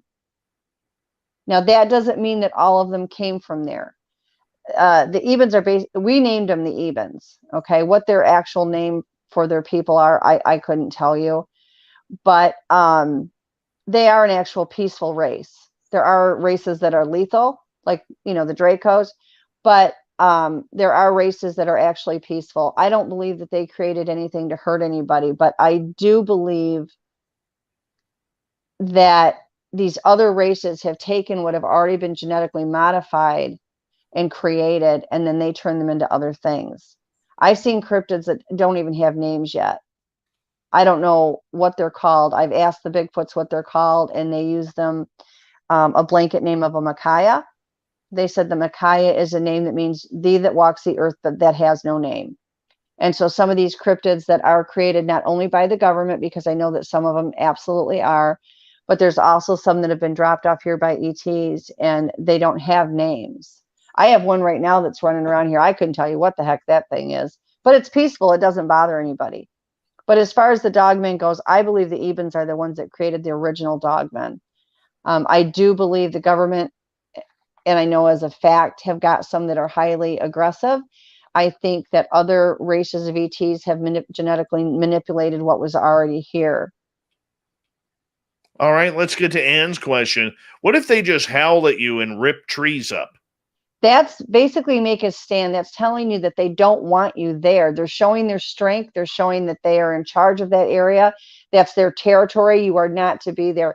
A lot of times when you see behavior like that, in my opinion, is because there's family units there that they have nearby, or you've interrupted hunting. There could be a million reasons, but you are in an area you are not supposed to be in. They're showing you their strength. They're showing you that, hey, this is my area. You shouldn't even be here, but this is what I'm going to do to show you. And I look at it that where that, yes, that does look aggressive. I can understand that, but it's also giving you a warning where you can leave. Mm-hmm. I can see that. So take the message is what you're saying. Exactly. All right. Yancy is asking, what's the scariest cryptids you have encountered? I don't necessarily know that it was scariest because of what cryptid it was. I'm very fortunate. A lot of them really are just not really too bad with me. I think the one that was the scariest for me was in Texas, and it was actually a Bigfoot, believe it or not. I had gone there to help set up a research site for a friend. We had his 3 grandchildren. He took me into this alcove where they had all these berry bushes at, and he took me back that way.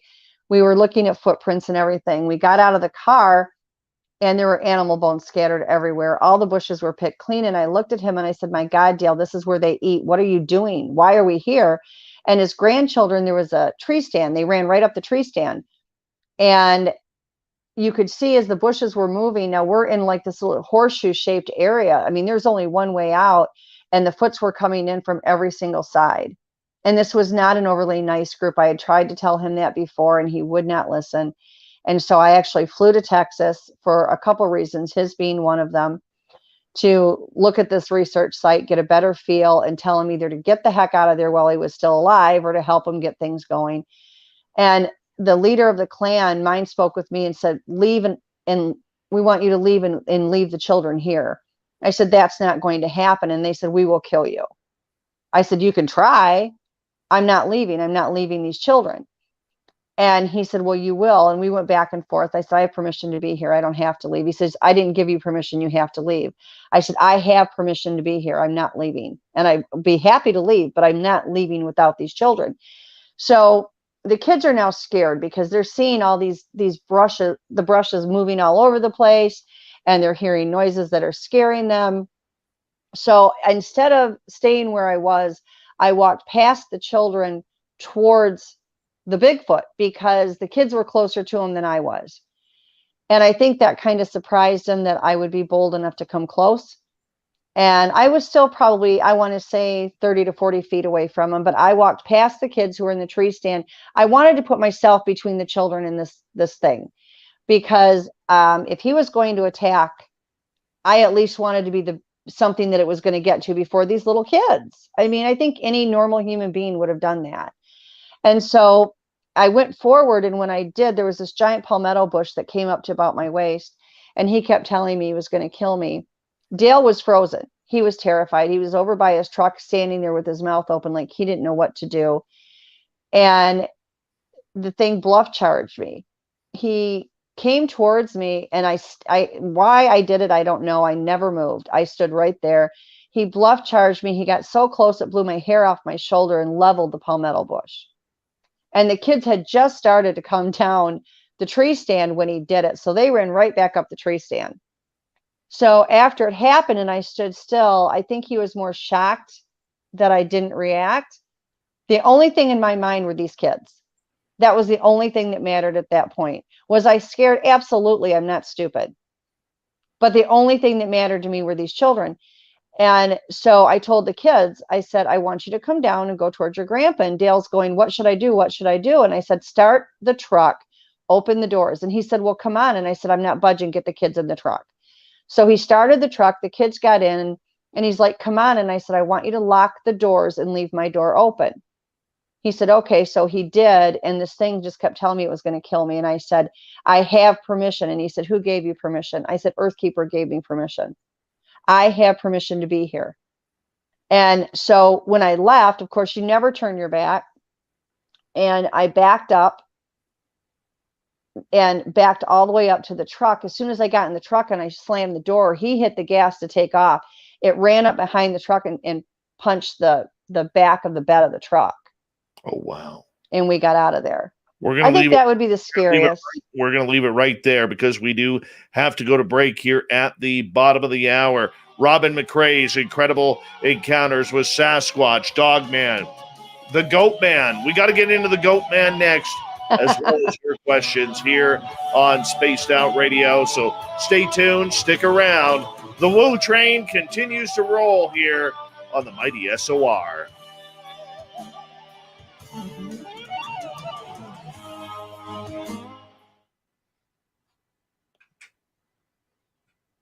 All right, we're clear.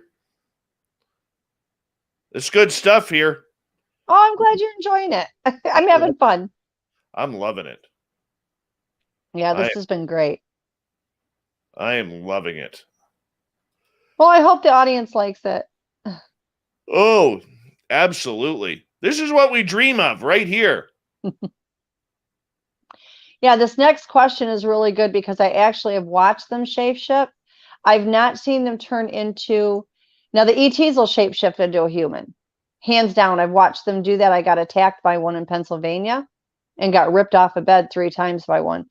But the Bigfoots, all these cryptids can shapeshift. I've not seen a Bigfoot, and I don't know that they can. When I ask them if they can shapeshift to a human, I'm told no. Whether that's true or them lying, I don't know. But I have seen them shapeshift into what looked like a very large deer and a raccoon. Right. I haven't seen the shape-shifting yet, but that doesn't surprise me. But that question would be really good to discuss because I think probably a lot of people would wonder. We could. We'll get into it. We'll get whatever you want to do. We get to relax. I'm having a blast, so.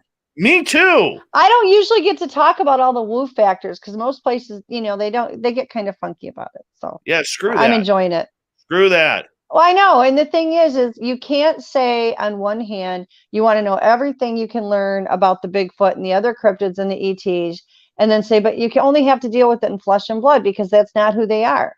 You either want to know or you don't want to know. I hear you. Totally hear you. Totally hear you. This is why Duke and I get along so good because I just love him. He's the best. I love Duke. Duke's amazing. He was so funny because I had talked to him for like 2 years. And he's like, oh, by the way, did you know I vetted you out? I said, you what? And he said, yeah. And I'm really naive on stuff like that. So I don't even pay attention. I just kind of like put out what I know and that's it. And don't worry about it.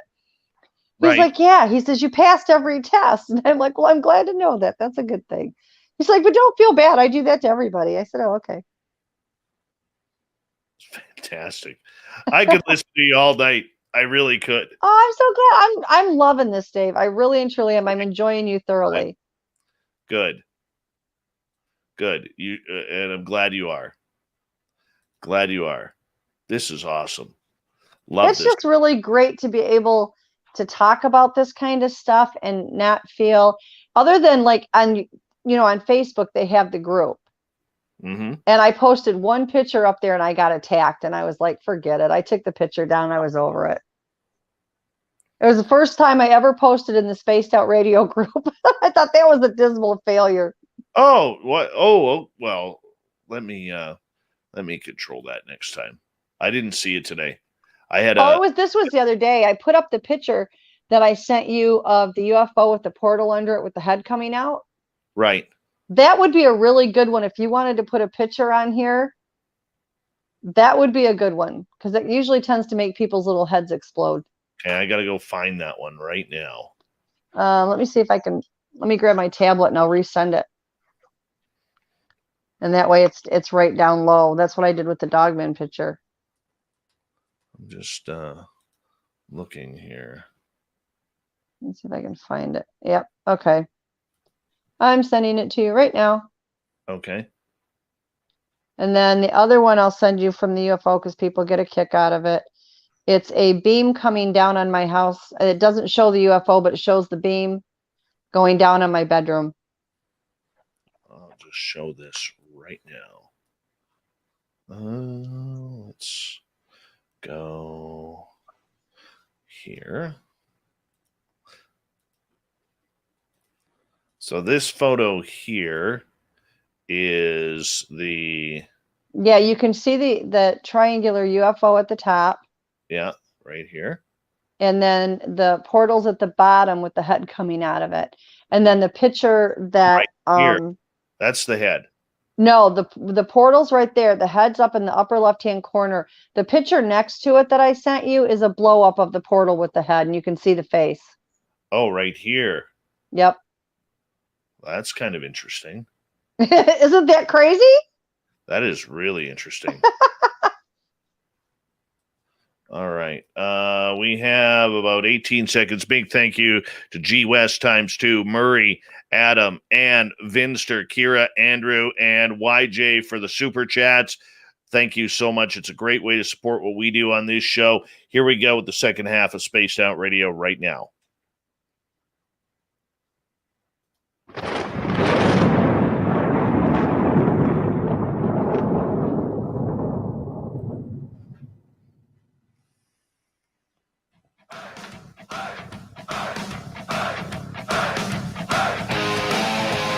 Here we go with the second half of Spaced Out Radio tonight. My name is Dave Scott. Thank you so much for taking the time to join us. Really do appreciate earning your listening ears. We want to remind you that if you miss portions of this show or others, check out our free archives by going to youtube.com/Spaced Out Radio. Just do me the favor, hit that subscribe button. Our website is spacedoutradio.com, where we have a plethora of features for you, including rocking out to Bumblefoot and reading up on Captain Shirk's SOR Newswire. Follow us on Twitter at Spaced Out Radio and on Instagram, Spaced Out Radio Show. We continue on tonight with Robin McCray. Incredible experiences with Bigfoot, Dogman, aliens, Goatman. And I want to get into Goatman, if you don't mind, right off the bat before we get to more audience questions. Actually, let's get to a couple audience questions, then we're going to get into Goatman. I'm all excited here, and I'm just mixing it all up. Let's start with Tim's question here. Robin, what's your opinion on whether Sasquatch can shapeshift into the likeness of another human or any cryptid? Well, I think this is a fantastic question because this happens a lot, and people don't realize that they can do it. So in answer to Tim's question, absolutely. I personally have not seen them shape into another human. I have seen them shape into other things. Now, I will tell you just a real quick story on that. We had a security camera out front because I used to like to watch the deer until they ate all the deer. But we had it out front. And one night I was looking at it because it was hooked into my tablet, and I could just go on there and look at it without being outside. And I saw what looked like this huge black deer, but it was the size of a moose. And there are no moose in South Carolina. It crossed the road up by we have pine trees that go up and down both sides of my property. Went over there, got on its hind feet, and it was pulling branches from these pine trees. And I thought, what in the world is going on? Then it proceeded to walk on two legs, go towards my garage. And then I couldn't see it at that point. Next thing I know, it shows up and it's at my front porch, and it sits down, and it went from this deer and it changed back to a Bigfoot, and it sat down on the steps of my porch. So then it proceeded. When we were kids, we used to go and you'd walk on the back of your calves and do like a duck walk. And this thing did this duck walk towards the middle of my yard. And I used to put birdseed there for the cardinals. And it waddled like that over to where the birdseed was. And it was a Bigfoot. And it's reaching down and it's picking up the birdseed and it's eating the birdseed. And it morphed into a raccoon and then it ran off. And I had someone that was staying at my house at the time with me. And they watched the entire thing too. And I was dumbfounded. But yeah, they absolutely can morph. I mean, any of your cryptids, anything with an ET base in it can do that. I have not seen them shapeshift into another human. I have watched the ETs do it. I was attacked by one in Pennsylvania. It actually followed me back to a hotel room. I knew that it was reptilian. I saw the eyes on it, the movement. And so I already had known it. It got hold of me once I got in the hotel room, and it literally grabbed me, dragged me off the bed. A friend of mine, we had gone up into the mountains to do some work, and she was in one bed, I was in the other bed, and I was fine one minute, paralyzed the next, and then it tried to drag me off the bed. I finally was able to get my arm free to hit the nightstand, which woke up my friend. She reached over, grabbed me by the arms, and she's trying to pull me back on the bed. She couldn't see anything. I couldn't see anything. I do have the ability to look at something, whether it's cloaked or not, and see it, whether anybody else can see it. I can also see if it's, when I look at something and it's not, the shape that you're seeing is not what it really is, I can look at it and see what it truly is. And this happened 3 times. I got dragged off the bed. By the time we ended up leaving in the middle of the night, I had scratches and marks all over my legs from it. So yeah, this stuff, they can morph, but the ETs are the worst. Millennium is asking, how come we still don't have a body discovered in the forest? Number one, we do. But what happens when anybody finds them is the government moves in and take them. The other thing is, it is very rare to find a body because the Bigfoots bury their dead. They actually have some type of a funeral that they do. They have a certain way that they bury them, a position that they bury in the grave.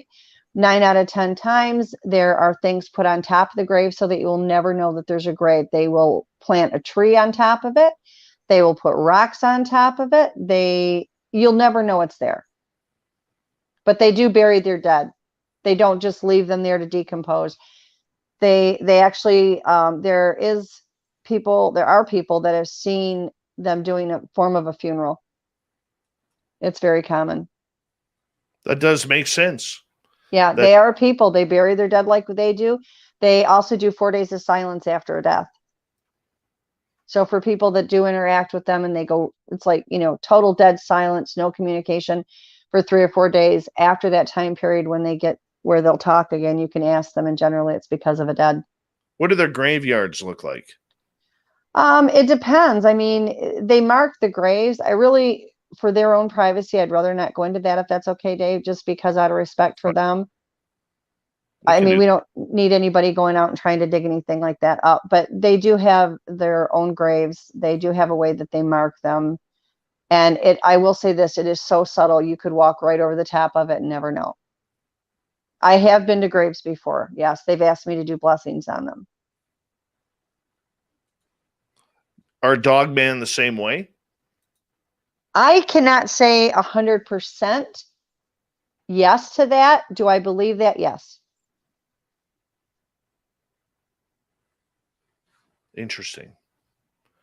Wow. That just makes me want to I can make it say 100% conclusive on the Sasquatch that yes, they do these things. As far as the Dogman, my experiences with them is yes, they do that as well. It would make sense. Yeah. It would. Tony is wondering if you had any Wendigo experiences. The only time I've ever had an experience with the Wendigo was several years ago. And it was some work that I was doing. There was a lot of paranormal work being done. To say I was up close and personal with it in a flesh and blood situation, no, I cannot say that.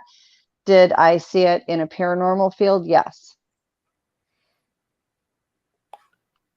All right. G. West is wondering, are any of the Sasquatch species alien? All of them. They're part ET. It's what their body chemistry is. It's who they are. But I would like to point out one thing that people get very confused with on this is they all have paranormal abilities, every single last one of them. Occasionally you run into one that doesn't use paranormal abilities and people just think automatically, well, then they're different. They don't have paranormal abilities. That is false. What happens is, and I always go back to the same thing and I relate it to the Amish. In the Amish culture, you have certain sectors that don't have electricity. They don't have vehicles. They don't have a lot of things. You have other sectors of them that will have certain things to make their life easier. When it comes to these paranormal abilities, they're all born with them. If they are in a clan, that in that clan, the paranormal abilities are not allowed, because then their clan, they don't believe that they should be used. They don't teach them to the kids. So the kids don't know they have them. Okay, so what happens is they start out with life and they don't know they have them until they're older, and maybe they leave that clan and they go to another clan, and somebody is like, well, yeah, you can do this too. So it's a learned thing from the parents or from the clan members, but they are all born with the abilities, yes. All right. That just, okay, I'm going to run with that. It sounds good. It Well, sounds it's like good. we all know we can ride a bike or we can swim, but unless we're taught, we don't know. Okay. And it just depends on the group that they have. There are some clans that are strictly old school. They stick by the old laws, the old ways. They don't bend. They're not allowed contact with us, our hairless humans, as they call us. And they are very strict in that way. And in those clans, sometimes they don't allow the paranormal abilities. Then you have some sectors that are much more loose, and it's a free-for-all. But for every 10 Bigfoot that you're going to run into, I would say 8 to 9 are going to use their paranormal abilities at some point. With their clans, how many clans are they running in? Well, they're family groups, and it's like, they can bring an outsider into the clan, but it's their children and their children's children's and the grandparents. And the clan that was at my house, they had different ones that would come through my yard all the time, and I kept a notebook with a description and what I was naming them or calling them. And I had 60 individuals. I also have seen clans that have maybe 20. I've got 3 or 4 clans that live around my house right now, and they don't seem to be very large clans. They seem to be a little bit smaller. So again, it's pretty individualized. I mean, it's very important that we realize that these are people just like us. So they are all individual. There are no two alike. They don't look alike. You get a lot of people that say, that picture doesn't look right. That's not what they look like. That's a bunch of bull. They're very individualized. I've seen some that have the dark skin. I've seen some with the light skin. I've seen some with the rounder faces. I've seen some with the long faces, conial heads. Conial heads are not limited to an area. It's just how they're built. I mean, really, people say, well, the ones over here all have cone heads. No, they don't. Not that I'm aware of. And I don't know everything, so I could be wrong, but I don't think that I am. Because I've had some in our clans around me that have the top conial heads. I had one male with a cone hen that came into the feeding area, and he was not even from our clan. I think he was just hungry and wandering around. And he saw me and he cloaked. Well, he didn't cloak his whole body, and the top of the cone was still there. It looked like a yarmulke going through my woods. It was hysterical. I laughed my head off. But I also like Shadow. I'm very, very close to him. This boy's been following me around for years. And he's gotten 10 feet from me in flesh and blood. His head and body is just like a man. It is not the flattened nose. It is not the conial head. He looks like a man covered with hair, including on his eyelids. But they are just all very unique. They are all very individualized. The smell that people say that they get being around Sasquatch, okay, or any of these creatures, are they like a skunk where they're just ripping one like a fart? And I'm not making fun of this question, even though it's sound funny. Is that the odor that the pungent odor that people are smelling? Yes and no. And I'm going to tell you just what my belief is on that, because again, this is something I don't have any way to prove. I know a lot of people say that they use it as a defense mechanism or whatever. And they very well could. I'm not going to lie. But we have people in our culture that are not exactly wonderful with hygiene, and you notice a body odor to them. This is the same basic principle. We have one out of Texas. His name is McCray, and dearest boy ever, but boy, does that boy like skunks. He will rub skunks all over him from top to bottom. He trances the skunk so that he can rub the smell all over him, or he'll piss him off so that they spray and he can get sprayed. And he'll come to visit from Texas. I know when he's there every time, because he stinks so bad it burns my eyes. You know, I've had certain Bigfoots that will come in and they absolutely reek, and they're not in fear. They're not being scared. They're not being aggressive. They just have body odor. And then I have some that just smell like a very mild dirt. I have some that smell nothing. I mean, you can't even tell that there's anything, you know, there. A lot of the females, when they're pregnant, people have stated, as well as myself, that they smell like flowers, whether they're rubbing that all over them or if that's maybe the body chemistry they smell when they are pregnant. That's a possibility as well. But 9 out of 10 times it's a hygiene thing. Okay. And that does make sense. Yeah. They like certain smells. They'll go roll in it. I mean, we had one that would go out. The people behind us in Michigan had a cow farm. He'd go out there and roll around in the cow pie. You know, I mean, but that doesn't mean that they all do that. That was that particular, they're so individualized. They really and truly, people don't realize how individualized they really are. Let's talk a little bit of Goat Man here. Okay. For people who may not know, tell us what the Goat Man is. Well, I have not dealt with him a lot. I have had 3 or 4 experiences as far as speaking with him, and I do remote viewing with him. And I'd rather deal with the Dogmen. I think they're crabby on a good day. I think that they act like they, you know, are more upset about their looks than anything else. But they tend to be, I feel like they're more territorial than the other things are. I don't want to say they're really mean and aggressive, but they tend to be more aloof, even than the Dogmen are. They just don't want to be bothered. Now, I've had people that have come to me that have had them around them, and I've talked to them, you know, and I'm like, you know, why are you even around? And they always have a reason as to why they feel they need to be where they're at, but they're not the friendliest of things. Where are they located? All of these cryptids are everywhere. I mean, it's a matter of jumping into a portal and ending up wherever they want to be. Okay, because I know there is the Goat Man of Texas.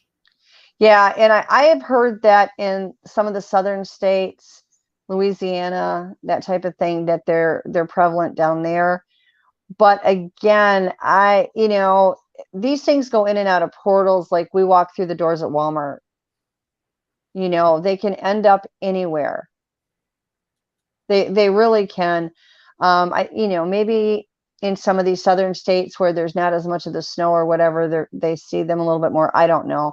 I'm from Michigan with the snow, and everybody's like, well, yeah, all the Bigfoots and all the cryptids take off when there's snow. That's a load of bull. They go underground or in caves where it's warm. They build fire. Mine were never gone. They were not as active because, just like, you know, we hide out in the house because it's cold outside, but yet don't expect anything less from them. They're a people.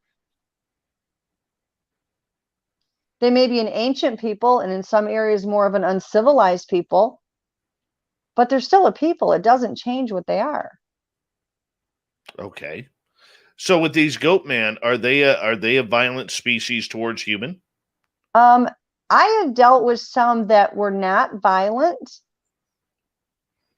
Maybe kind of bitchy, but not violent. But I do think that they just don't want to be bothered with us, I guess is the best way to put it. I'm not going to say that they're hyper aggressive or anything like that, because the ones that I've talked with and remote viewed really haven't tried to do a lot of harm. I think that, you know, they may run somebody out of an area, but I don't think they're really trying to kill anybody. But they just don't want to be bothered. And that's what's very common with some of these cryptids. It's not so much that they want to hurt people as much as they want you out of their area. They don't want to be bothered. And, you know, that brings me to another point where you see a lot of them that go up high in the mountains. Now, Duke's research area is tremendous. He's got some wonderful foots there. He really is lucky, and they absolutely adore him. I've talked to them multiple times.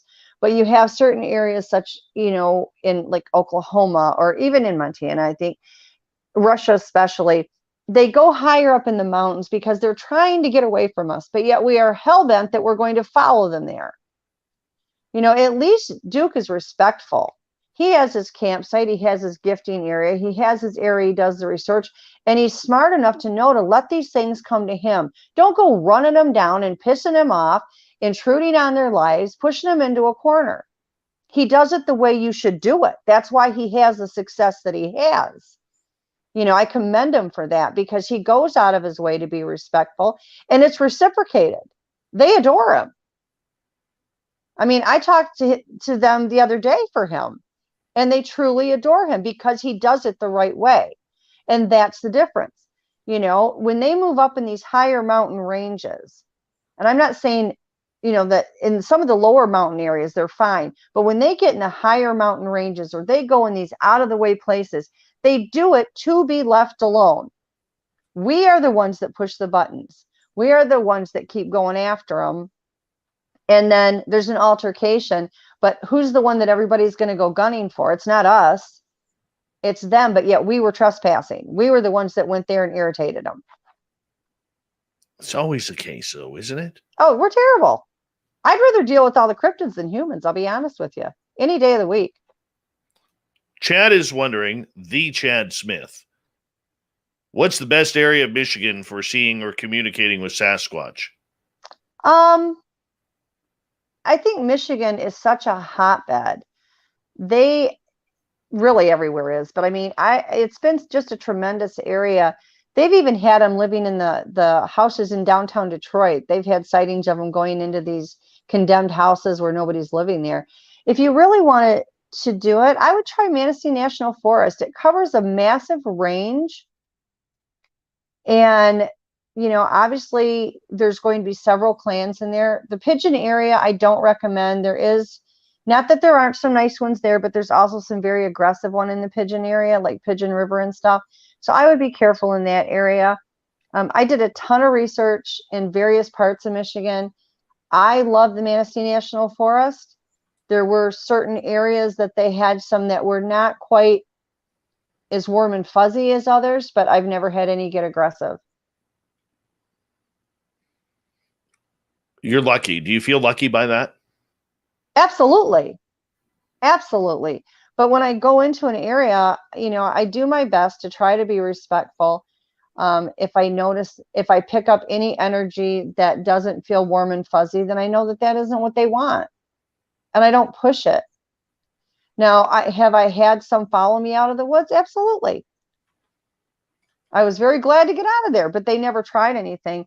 I had a very dear friend of mine and we went into an area of woods that were old. Well, they still use them for dirt bike trails, which, just so everybody out there, the Foots hate dirt bike trails. Absolutely hate it. They don't like the motor from the bikes. They don't like them ripping through there where their family and their kids play. But we went back there, and this woods was so dense and so thick. We literally went in, and we were in there less than an hour. And by 5 o'clock, it was as black could be. We couldn't see to get out. And we were trying to find our way out. We couldn't. We had no cell signal. So we couldn't even GPS it to get out of there. And it went from perfect daylight to complete blackness. I couldn't see my friend standing next to me. And we had off to the right, they were killing a raccoon over there, and they're trying to eat it. And you can see all this eye shine and the raccoon screaming bloody murder. And on the left-hand side, we had 3 of them that were over there, and they were communicating with me, and they were not happy that we were there. They were all trying to hunt. They were all trying to feed their families. And here are these 2 stupid women running around in the woods. They didn't do anything to us, but they definitely escorted us out. Makes sense. Yeah, they didn't touch us. They didn't even try to scare us. They would get close so that we knew to move forward, and we basically got let out. We have 1 minute left here before we got to go to break. I'm going to get to Cousin Gary's question here. If you're friendly, do these cryptids pick up on that? 100%. They know your thoughts in your heart before you even have a chance to think about it. Very cool. I always like getting Cousin Gary's questions in there because literally he is my cousin. And they will know what you're going to do before you even have the thought process to finish thinking it in your brain. They will already know. And they know your heart. Do they like a good mustache? Because Cousin Gary has a fantastic lip I blade. think that they think that's pretty cool because of their hair. They like my hair. They're obsessed with my hair because it's frizzy, it's thick. I'm basically a Yeti.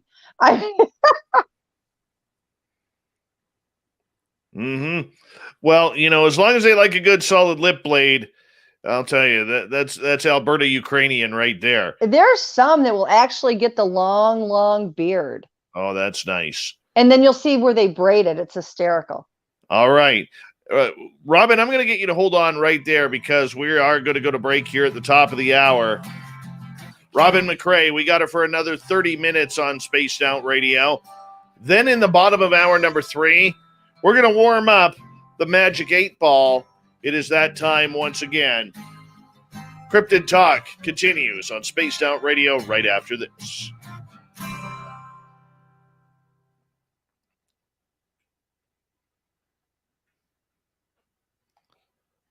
All right, we're clear. By the way, Cousin Gary named his mustache Chad Smith. Oh, I love it. I love it.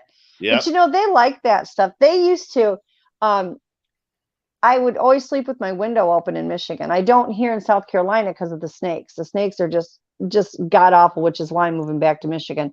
But I would leave my window open. And if I had a screen, they just simply take the screen out. But my bed was always by the window and I would feel them at night. And it was like they would trance me so I couldn't move. But they would play with my hair and I'd wake up in the morning and I'd have mud and leaves in my hair. And they've come up totally cloaked behind me in the woods and just start petting my hair. It's crazy. What do you think the role of the sentries are? They're basically guards. They're protecting the clan. They're making sure that, nobody that's coming in is going to do harm to the children or to the clans. They have in these clans, they have jobs assigned to them. They have somebody that handles medicine. They have somebody that's a warrior, a hunter, someone that's going to help with the children or somebody that is the sentry. And it's basically a guard. They're just protecting. Because we got chased out in 2018. My buddy Merle, my buddy Mark, and we were doing a paranormal investigation at a crash site here where 52 people died in 1965. And long story short, we heard the samurai chatter. Mm-hmm. And we went back to twice we heard it. And we went back to the crash location. And later on, I ended up finding the trail, how this one Sasquatch had snuck up on Mike. It was making noise from about 20 feet away from behind the brush and trees. Scared the daylights out of him. But the second one came at Mark through the trees. He was about 80, 90 feet from us in a different direction. And the trail out was right beside us. Yeah. And there's one way in and one way out. Yeah. No, they act just like a guard. They're protecting an area for whatever their group's reasoning is that they feel that needs to be protected, or they'll have them stand guard. So maybe the rest of the clan is sleeping or whatever, depending on the area. It sounds like that area, they had a vested interest in it, whether it be out of respect for the 52 that died. It's very common to see them around graveyards and that type of thing. But for whatever reason, they felt that area needed to be protected. Yeah. Chat room, wrenches, don't worry about polar eclipse anymore. I'm tired of his racial comments, and he is blocked. Okay? I hate blocking people. I really, really do hate blocking people, but the comments are just getting ridiculous. Obviously, he can't control himself, much like a child can't control their own pee. Okay? So we don't need that crap around here, and I've had enough. So bye-bye, Polar Eclipse. I love you, but you need a timeout for a few days or weeks, and I will review it over time. But we don't need that crap in our chat room at all. Ever. Okay, I put up with it, and it just continued. I asked you to stop a number of times. You did not. Now you got the wrath. You pissed me off. So, bye-bye. Go take a long time out. Sorry about that. That's all right. I hope I'm not causing too many problems. No, it's not you. I got this listener. He's usually pretty good. I don't know if he is drinking the Aqua Velva from Grandpa's medicine cabinet as the show continues on. And but that's just what happens. And I don't, he, for some reason, he goes into these racist tirades and tries to get all political. And, you ask them to stop, but they keep continuing, and you got to sometimes draw the line. And this room is not a democracy. The chat room is not a democracy. It is a Daveocracy. I make the rules. Right. And I don't need his idiotic comments getting me in trouble with YouTube. Right. Oh, yeah. You've got too much invested. Absolutely. So we got about 1 minute. So we'll move on from there. Sorry about that. No, you're fine. Just hate that bullshit. I know. It's like, if you don't want to hear it, then, you go somewhere else. You don't have to. I just think that, simple human kindness isn't that big of a deal to do, but some people just find it very difficult. And I don't understand that. Yep. I agree. Just makes me shake my head. I give a lot of chances. The funny part about it is, hi, Swan Man, how you doing? I will take the heat for that. On social media, they'll go and blame me for a bunch of crap, but they'll never mention what they say. You know what I'm saying? Oh, yeah. Whatever. Big thank you to Tim, G West ×2, Murray, Adam, Ann, Vinster, Kira, Andrew, and YJ for the amazing super chats. Here we go with hour 3, everyone.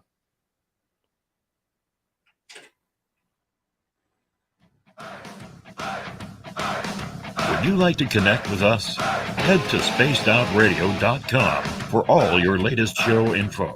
Now, back to Dave Scott and SOR. Here we go with the third and final hour of Spaced Out Radio tonight. My name is Dave Scott. Thank you so much for taking the time to join us. We really do appreciate earning your listening ears. Wherever you are on this beautiful planet we call Earth, want to say hello to everyone listening in on our terrestrial affiliates around North America and digitally on TalkStream Live, Revolution Radio, and KPNL. All of our archives are free by going to youtube.com/Spaced Out Radio. Do me the favor, hit that subscribe button. The Desert Clam has set the password for tonight in the SOR Space Travelers Club. Facula or Facula? I don't know, but the Clam sets password each and every night right here on Spaced Out Radio. Our website is spacedoutradio.com, where we have a plethora of features for you, including rocking out to Bumblefoot and reading up on Captain Shirk's SOR Newswire. Follow us on Twitter at Spaced Out Radio and on Instagram, Spaced Out Radio Show. We continue on tonight with Robin McCray, her amazing experiences and encounters with every cryptid being you could find. And I love stories like these personal encounters. It just makes me beam with happiness because I love you, Robin. And I can guarantee you that next time you're definitely coming back. I love you too, Dave. Try to, if you can, put that one picture we talked about with the portal. They might get a kick about that. Well, we only got a few more minutes left. I want to get to some more questions from our audience, okay? Because I know they're lining up. Oh, sure. Greco on Twitter is asking, how do the cryptids feel about humans constantly encroaching on their land? They hate it. They absolutely hate it. They don't like, their idea of property lines are not like ours are. They have territories. They don't understand our properties the way our property actually works, but they don't like it. like I said before, this is a matter of if you're sitting at home in your living room and your family's there and somebody barges in your front door, what are you not going to do to protect yourself and your family? It's not about what you're going to do. What are you not going to do? You're going to do everything in your power because this is your space. Your home is your home.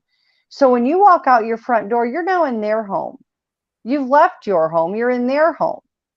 So we go out in these areas because we're so curious and we want to see. But we have to, at some point, we have to determine just because you can doesn't mean you should.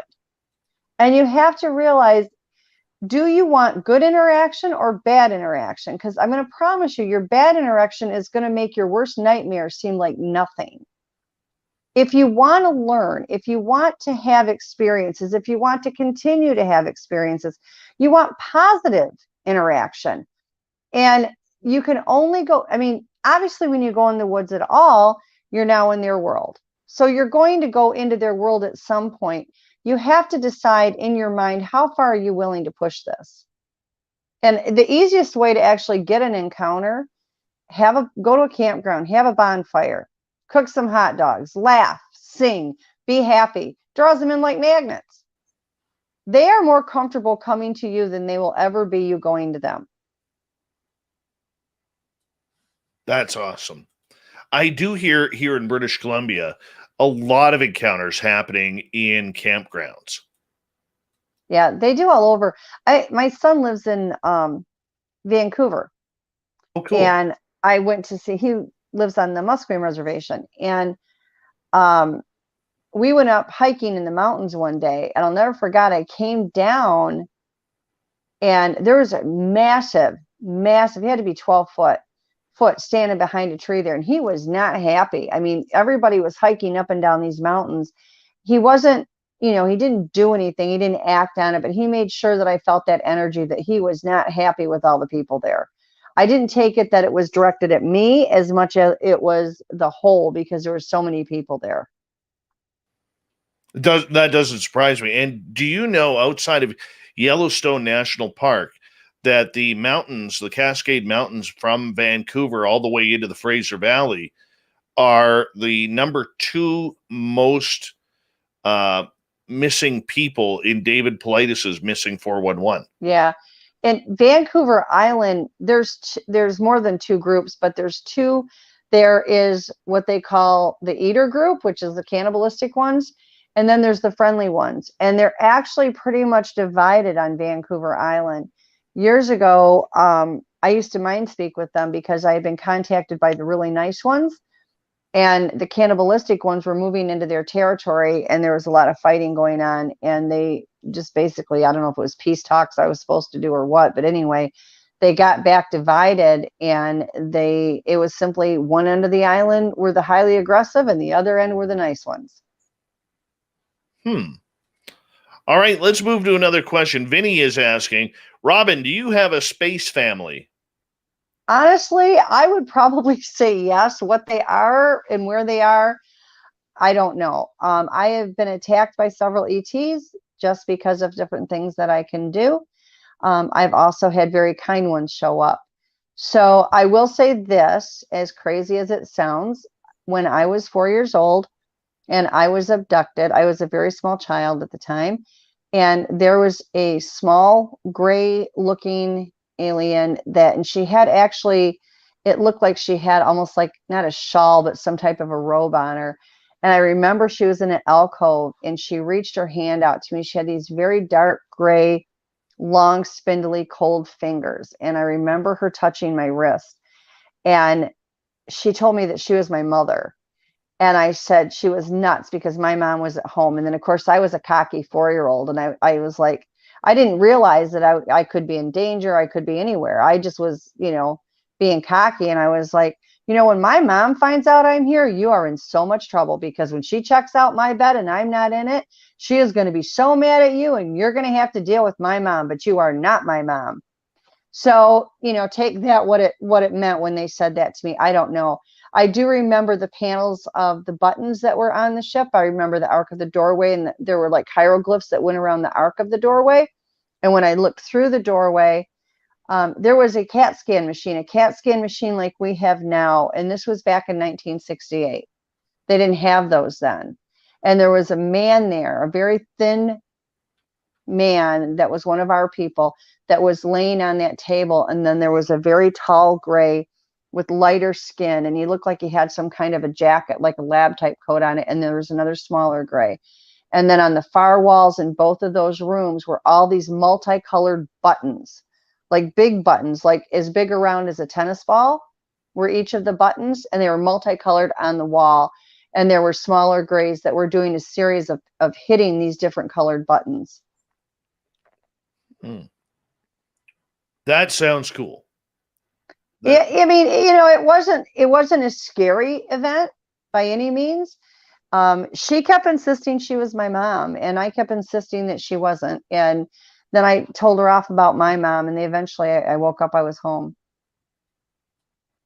B. Hoff is asking, is Goat Woman actually Baphomet? I'm not familiar with Baphomet. Sorry, guys. I know I probably should, but I don't. As far as let's move on. Yeah. Sorry. Okay.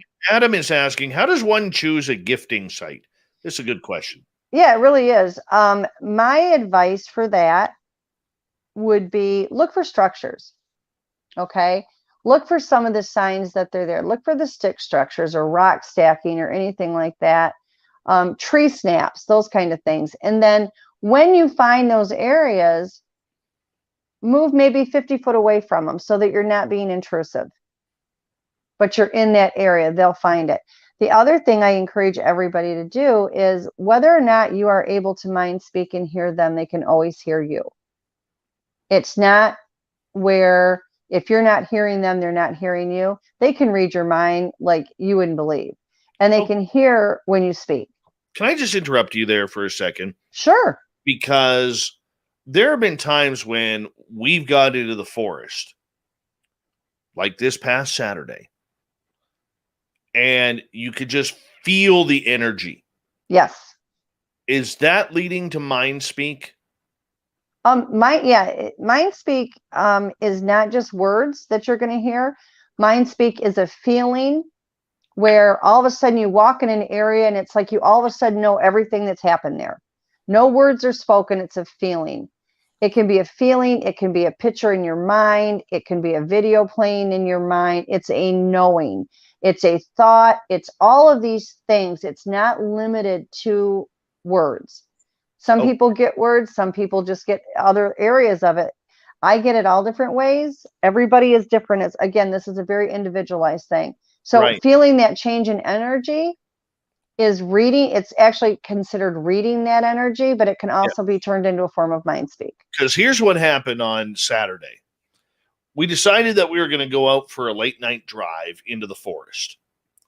And I've always wanted to go into this part of the area to go look for Sasquatch because I do believe that this is a hotspot area that I do need to investigate more. Now, there's an old trapper down there in that area who used to trap, who basically said him and his dogs were used to the Sasquatch in that area. Mm-hmm. Okay, to me, that's a good hint. That's a good clue.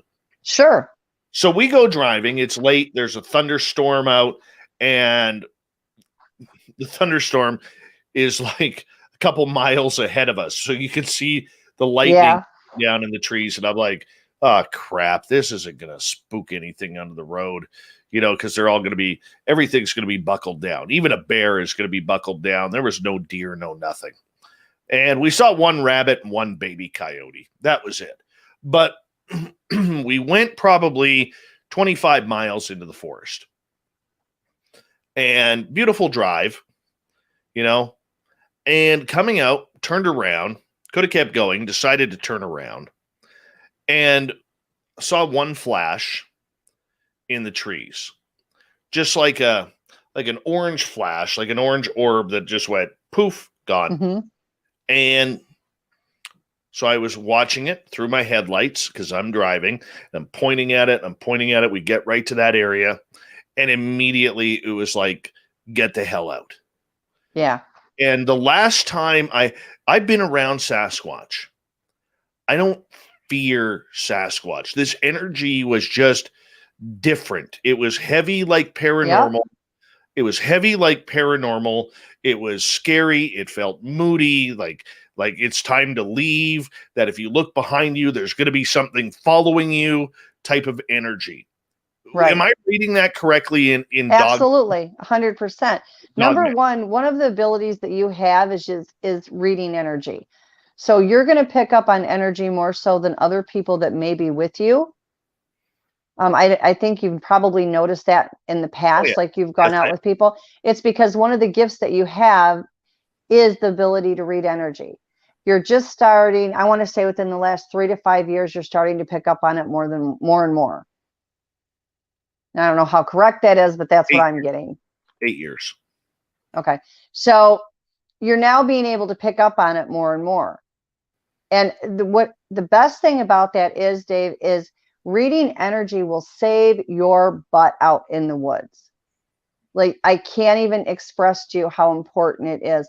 And I encourage anybody that does do mind speak, learn how to read energy, because anything can talk to you in your mind or project something into your mind and make you think it's your best friend when it's really out to take you out. And the only way that you have any type of defense against that happening is by reading energy. And reading energy is vital.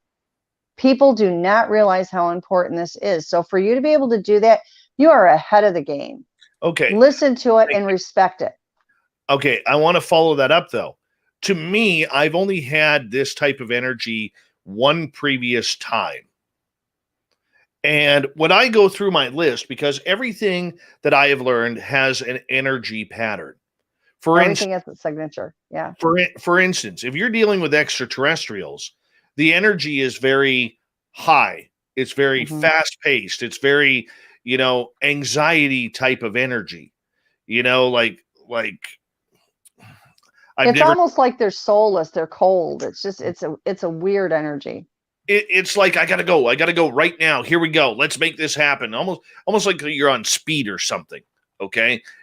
Paranormal energy with ghosts seems to be very heavy and morbid and dark and depressing.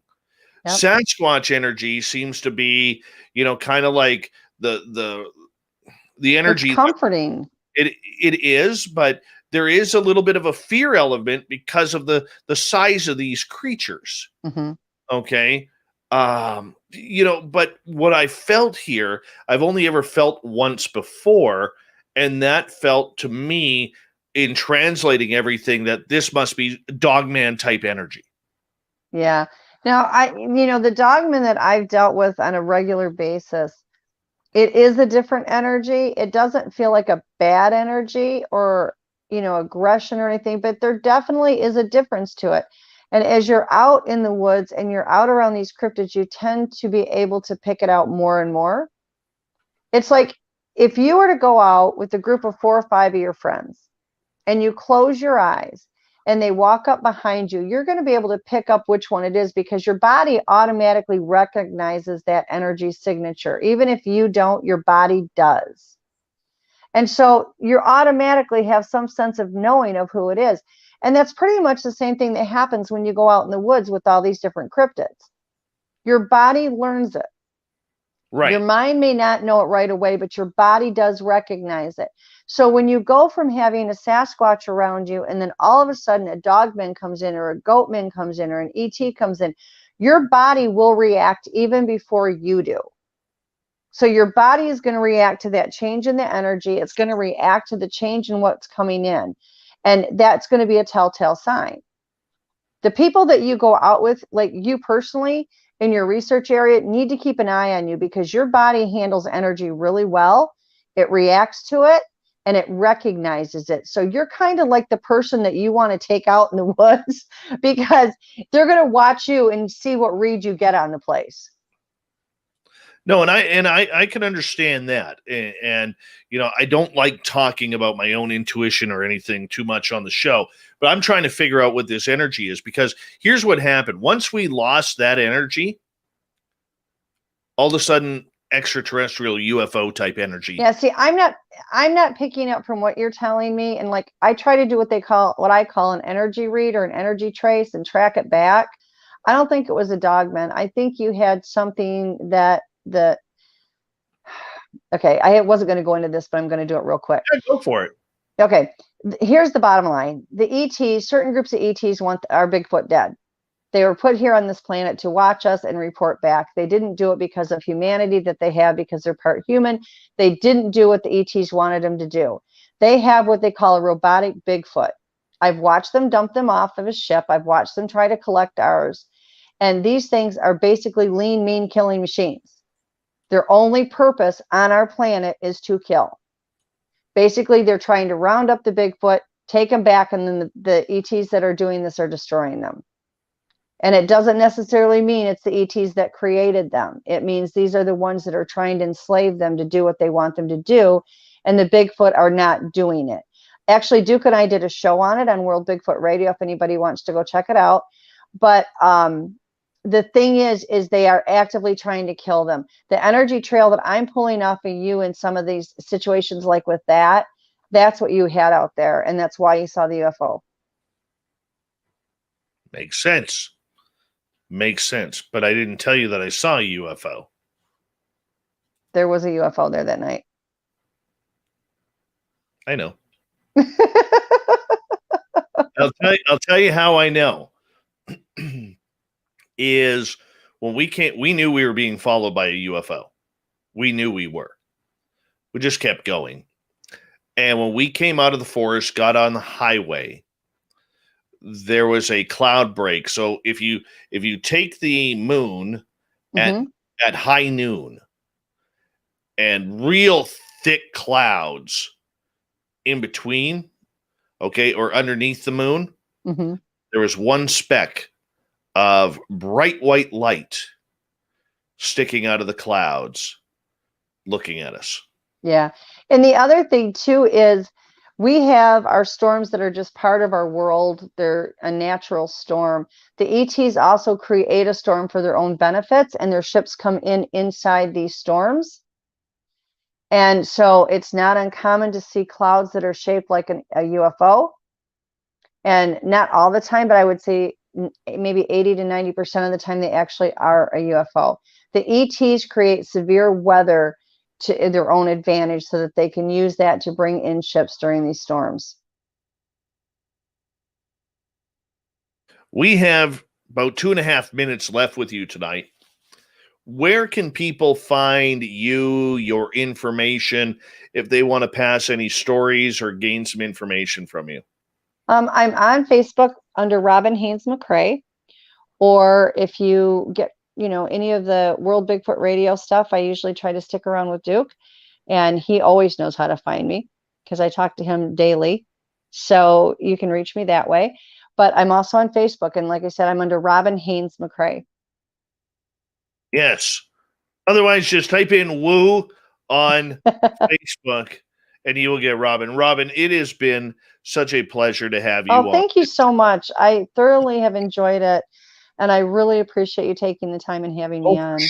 For sure, because I love these true tales of these experiences, because I know there's a lot of shows out there, podcasts out there, who don't want to talk about these subjects because they're too far off the ledge. I'm telling you right now, this is perfect for our audience. And a big thank you to Duke from World Foot Big. Oh, definitely. We love him. And this is we've been doing this for 2.5 hours. It's been incredible. Dave, I just adore you. You're wonderful. And I thank you so much for having me here. We haven't even scratched the surface, buddy. Oh, I know. I can sense that.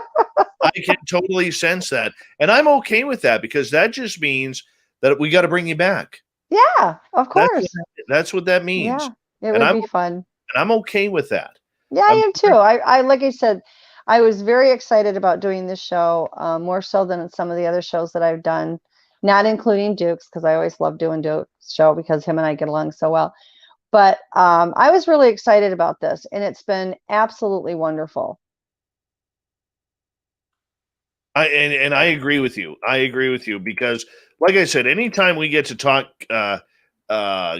Bigfoot or anything around those lines, I'm always game. I'm always Yeah. game. I love these topics, and I want to learn more. And I think a lot of our people want to learn more as well, because we are all striving to try and get that information on how to communicate with this lovely, lovely creature. So I want to say a big thank you once again, Robin McCray. Oh, you're welcome. And you've got my number, Dave. Get hold of me anytime you want. Oh, there's a good chance that's going to happen. I hope so. Yeah, I mean, like I said, you like talking monsters. We like hearing stories about monsters. So it just works. Yeah, they're kind of like my family. They've saved my life like 4 times. So, I kind of have to stick with them. Really appreciate you. Robin McCray, everybody, as we take care, everybody, and thank you. As we send off Robin into the sunset. And we're going to get ready because it's a feature you guys love. We got the Magic 8 Ball. We're going to warm it up. Ask your questions. Psychic Connections next with the Magic 8 Ball on Spaced Out Radio.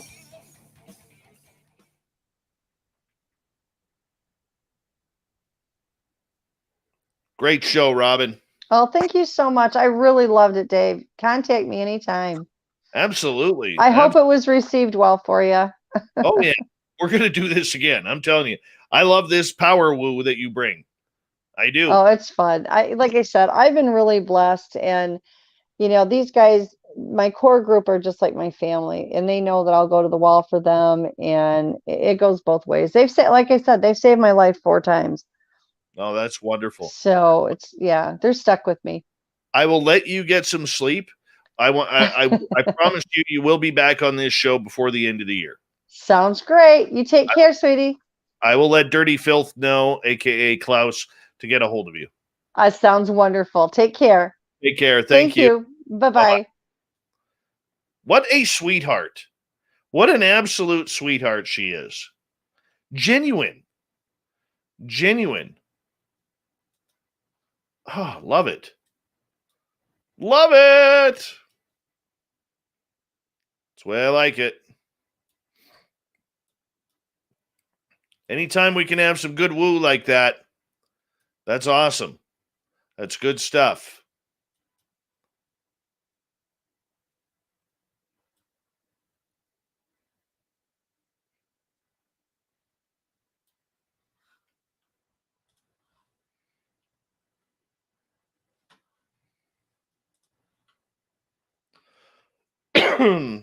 Great job, Duke. Thank you for the introduction again, buddy. Amazing, amazing stuff.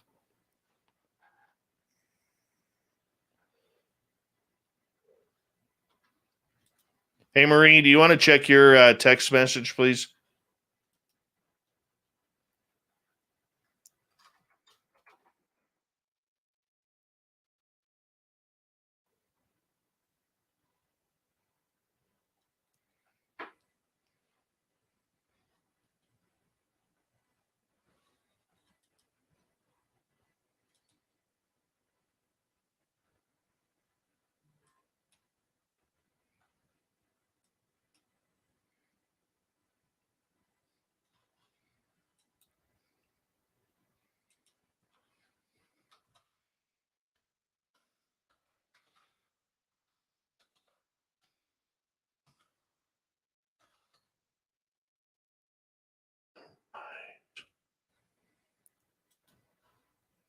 Jello, what's happening? Thank you, Eric with a K. That's why we're number 4.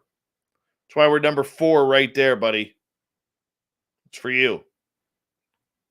No, the light was white. It's like a white orb sticking out of the clouds.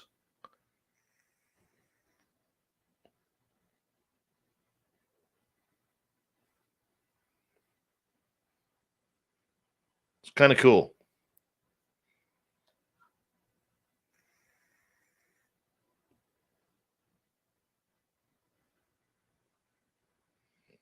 All right, in about 2 minutes, I'm going to get you guys, or in about a minute and a half, I'm going to get you guys start putting your questions in for the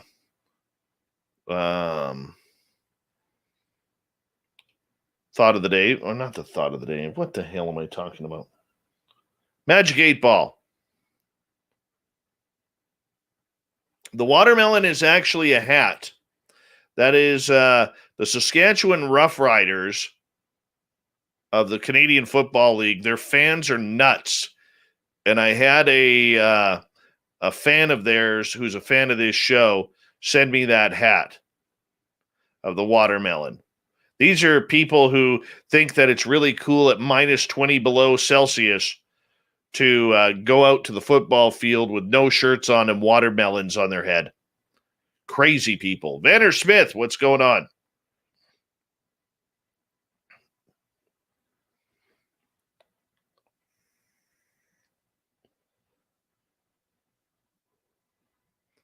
One minute.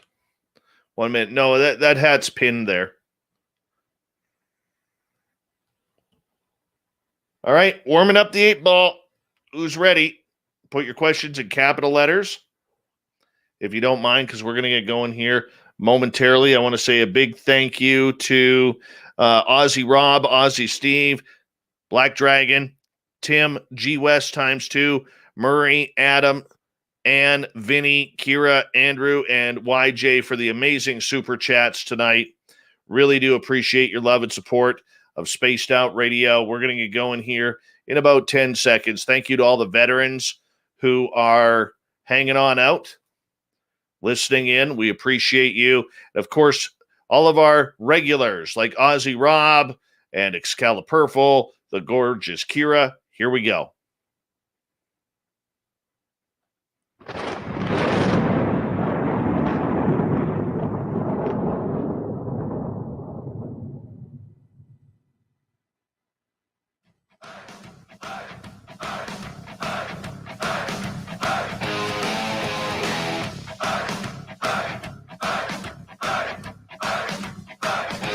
We've rounded third. We're heading for home tonight on Spaced Out Radio. My name is Dave Scott. Thank you so much for taking the chance at listening to our weirdness on a nightly basis. We really do appreciate it. Want to say hello and thank you to everyone who checks out our free archives by going to youtube.com/Spaced Out Radio, listening to our archives for free. It's all right there. And of course, our website, spacedoutradio.com, where we have a plethora of features for you, including rocking out to Bumblefoot and reading up on Captain Shirk's SOR Newswire. Follow us on Twitter at Spaced Out Radio and on Instagram, Spaced Out Radio Show. Speaking of the night that it is, let's warm up the Magic 8 Ball for some predictions. Let's get psychic and kinetic. We've had a woo-full show, so let it continue. The Magic 8 Ball.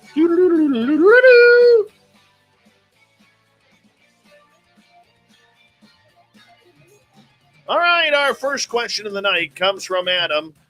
Got to be in our YouTube chat room to ask the questions here. Will I, as in Adam, see evidence of Sasquatch around Banff, Alberta in September? The answer from the Magic 8 Ball is reply hazy, try again.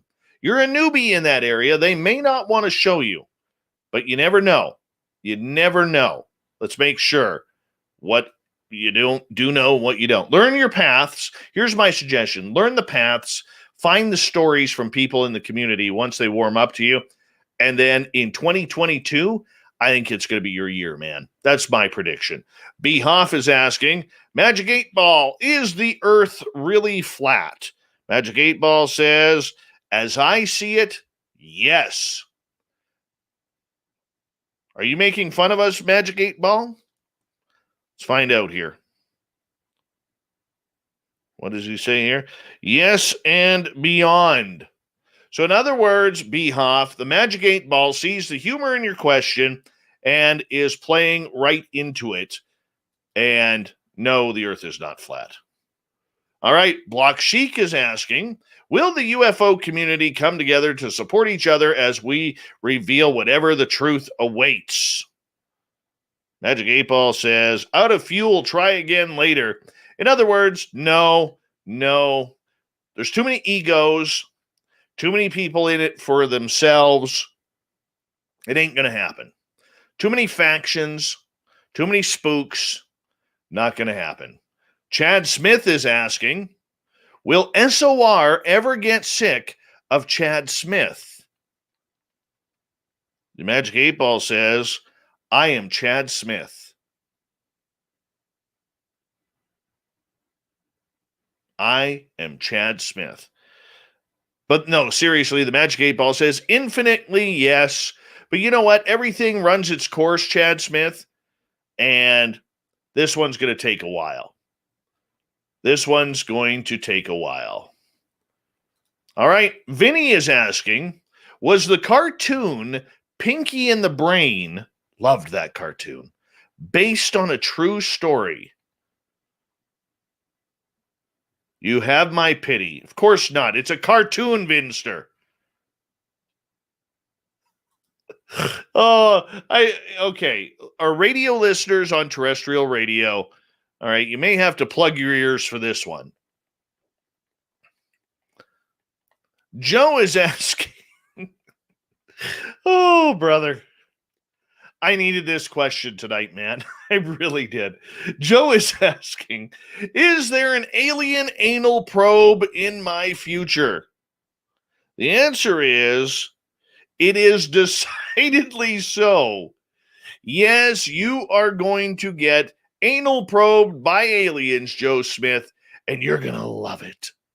Just remember, I'm going to suggest right now, if you don't mind, all right, just for your own safety, because aliens can be a little rough. I don't know this part from personal experience, but I know it from people that I've talked to. When you go to bed at night, Joe Smith, tie a bottle of lube to you, because them aliens are coming, and they are liking what they are seeing, my friend. They are liking what they are seeing. All right, Kira is asking, does Dave have Sasquatch near his house? Well, we know Dave has a black bear by his house right now. My sources say no, and I'm going to agree with that, Kira, because the forest isn't too far away, but there's a lot of action around here, and with the fires and everything, it's really pushed things away. So I don't think they are here right now. No, I do not. And I agree with the Magic 8 Ball. Chris Mo in Austria is asking, dear Magic 8 Ball, will I be able to get to Las Vegas to the big spaced out radio party? The answer is, when it happens, you better damn well be. Intel looks good. Chris Mo, the intel looks good. All right, that looks good. I'm thinking now with, we're running late in the year. We're 2/3 through 2021. Christmas is coming right around the corner. I hate to say the C word already, because the minute you mention the C word in August, all of a sudden every Walmart has Christmas music playing the next day. Have you ever noticed that? So, yeah, we're going to make sure. We're going to make sure. We'll give you a good date. I'm thinking 2022, the way the world's going again. YJ lives in the Okanagan, British Columbia. Magic 8 Ball. Should I buy a bumper or buy a welder and just make my own? Ooh, that's a good question. All systems go. Just buy the bumper, man. Just buy the bumper. But if you're going to weld other stuff, either way, it's a can't miss option either way, YJ. It's a can't miss option. Jenny is asking, will the aliens show up in February 2022? All systems go. We're going to get some aliens in 2022, Jenny. We're going to get some aliens in 2022. Joe wants to know, different Joe, will Vinny ever get a girlfriend? Vinny's one of our wrenches in our chat room on YouTube. Ask again later, Joe. Ask again later. Vinny's just not ready. He's not emotionally stable enough right now in order to do that. Andy, Jones, will the Bigfoot community, Magic 8 Ball, ever come together? Batteries are low. Absolutely not. They're as screwed up as a UFO field. Seriously. All right, Selena wants to know, will I ever meet a Sasquatch? Selena, that is, not me. Magic 8 Ball says, all clear. You're good to go, Selena. You know, you're good to go. Just make it happen. All right, Cousin Gary in Edmonton. Can I use my BB gun on a wasp's nest? I don't even need the Magic 8 Ball to say yes for that one. But Cousin Gary, we'll see what the Magic 8 Ball says. Come on. Don't count on it. Magic 8 Ball doesn't like that idea. Here's what I did, Cousin Gary, and your mustache. I used a spray bottle, just a regular dollar store spray bottle. I mixed water and soap. It gave me plenty of hours of entertainment, killing wasps. I only got stung once in 2 years by doing this. And it's really fun because the minute the soap hits their wings, they can't fly anymore. And then what happens is they start moving the larva out. And then when you spray them, they crash land with the larva and they're done. Toast. Use the spray bottle. It's a lot more fun. You get a lot more vengeance on it and much more enjoyable. That's what I suggest you do, Cousin Gary. All right. Sandra. Hi, Sandra. Hi, Sandra. Hi, Sandra. Was there a significance of dreaming of Kilimanjaro? Magic 8 Ball says, as I see it, yes. I don't know what that means, but let's go for it. Let's go for it. Bigfoot Anon wants to know, you ever heard of the Ocheesy Pond Wildman, Magic 8 Ball? Yes and beyond. I've never heard of it. You're going to have to fill us in on that one. But Magic 8 Ball knows all. Magic 8 Ball knows all. Super Duke from World Bigfoot Radio. Will Dave make it to Vegas in 2021? Yes and beyond. Maybe we will have our party this year. Maybe it'll be just a secret trip to scout things out. Don't know yet. Don't know. Aaron wants to know, does my cat really think it's a dog or is it trolling me? Let's find out. My sources say no. Your cat's just a jerk, man. Your cat's just a jerk. Let's go back to Kira. She has another question. Are the Sasquatch near her? Answer. Signs point to yes. Yes, gorgeous Kira. They are. Behalf. If we ask the same question 3 times, will you give the same answer, Magic 8 Ball? Out of fuel, try again later. Can't answer that for you. Can't answer that for you. Lynn would like to know, do tinfoil hats really connect to aliens, Magic 8 Ball? That's a good question. Answer, all clear. You're good. You're good and safe. Tinfoil hat, use it. Wrap your head in it. Not the aluminum foil, the tin foil. You got to find the original tin. That's what you need to do. And we are caught up on questions. I will wait a couple seconds here before we end the Magic 8 Ball night. And see if there's any more questions. All right, Adam wants to know, we'll take a couple more. Have UFOs been following my rig? Ask again later, Adam. In other words, not recently. Not recently. All right. It's probably that time where we say goodnight to the Magic 8 Ball.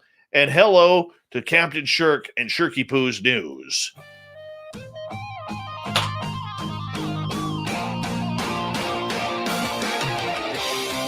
And this is how it ends.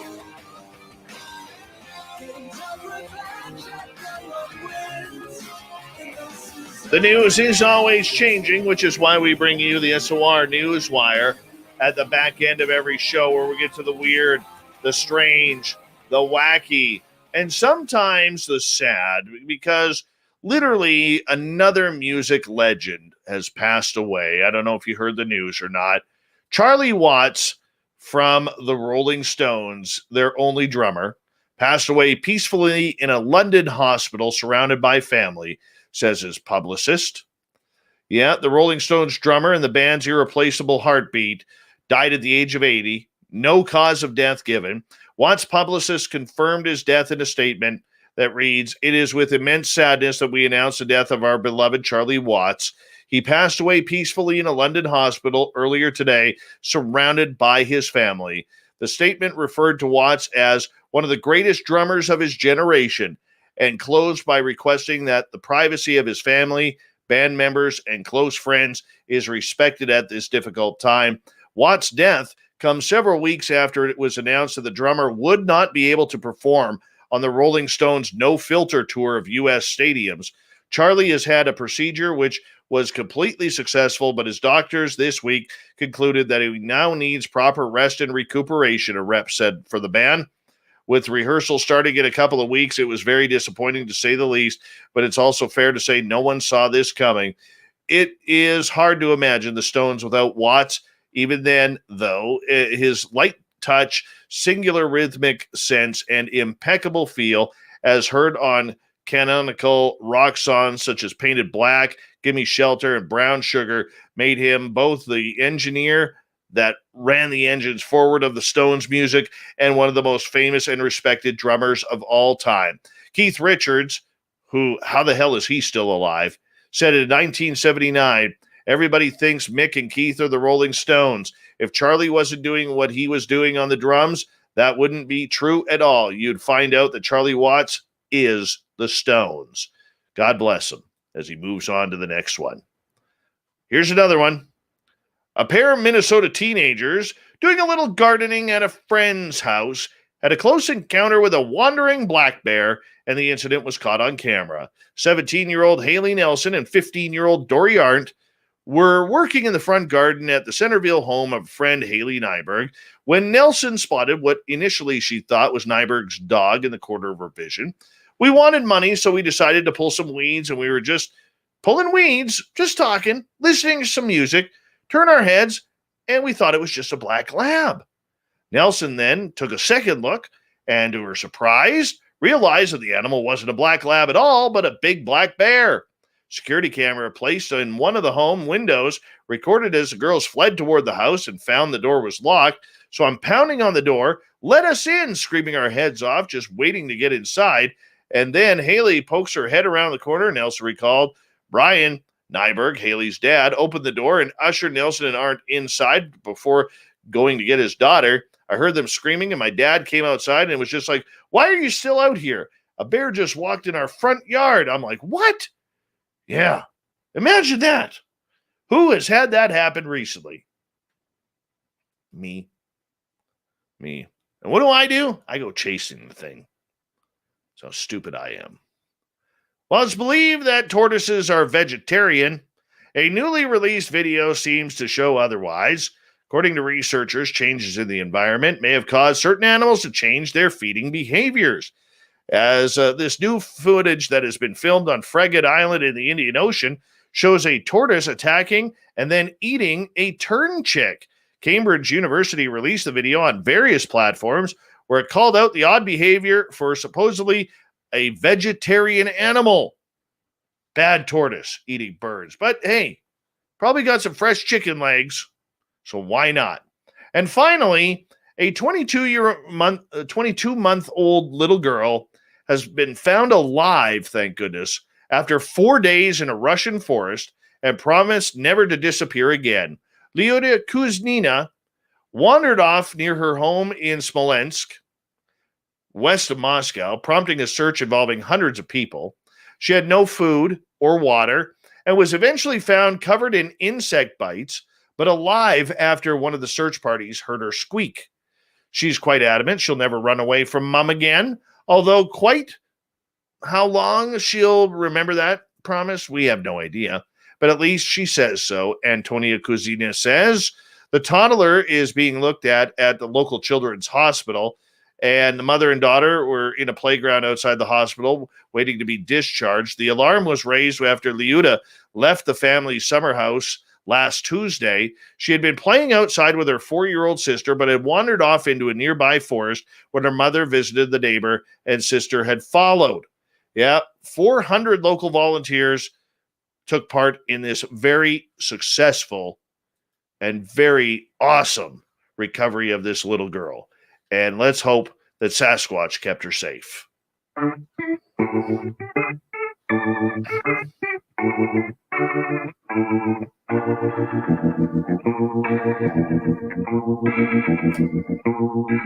Thought of the Dave happens every night at this time, where we ask a question on our Facebook and Twitter pages, then read your responses on the air because we love the audience participation around here. Today's Thought of the Dave is as follows. With Charlie Watts passing, what is your favorite Rolling Stones song? Steam Train Mark in Australia. I can't go past Painted Black. And a close second, I can't get no satisfaction. Jules, Honky Tonk Woman. Mickle, oh no, that's terrible news. R.I.P. Charlie. Dystopia Drifter Dennis.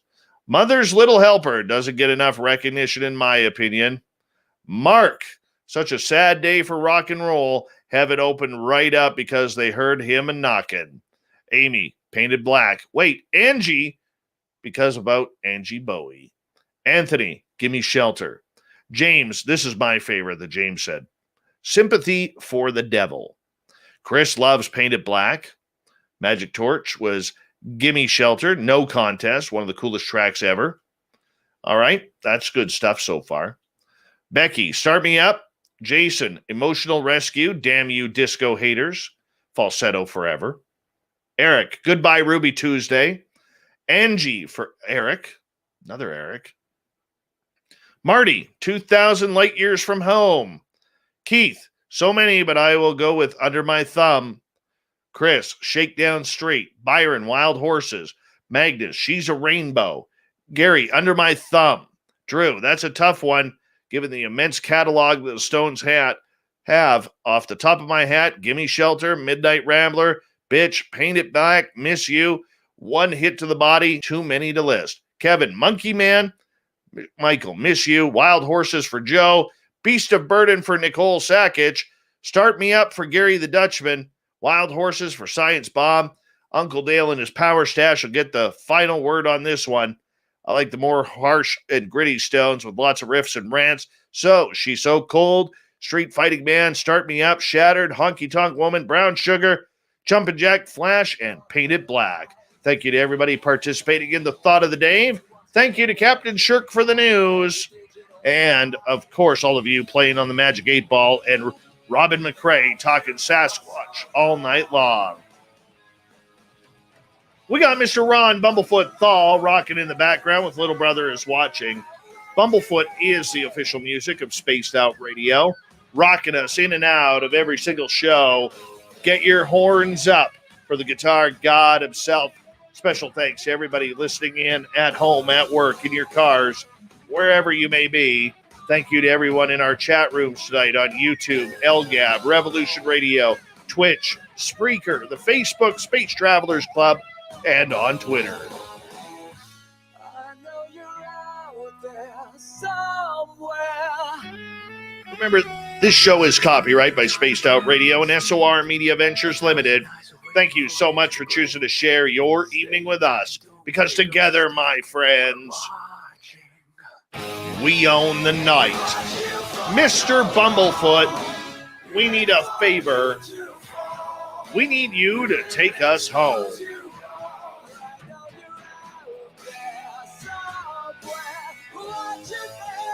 Yes, the Woo Train has docked for the night. But soon, my friends, we shall ride again. Your seats are always available. Your tickets never expire.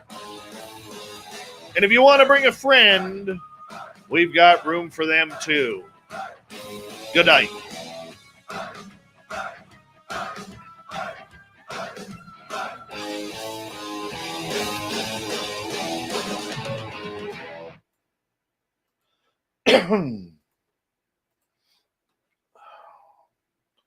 I am stuffy. I don't know why.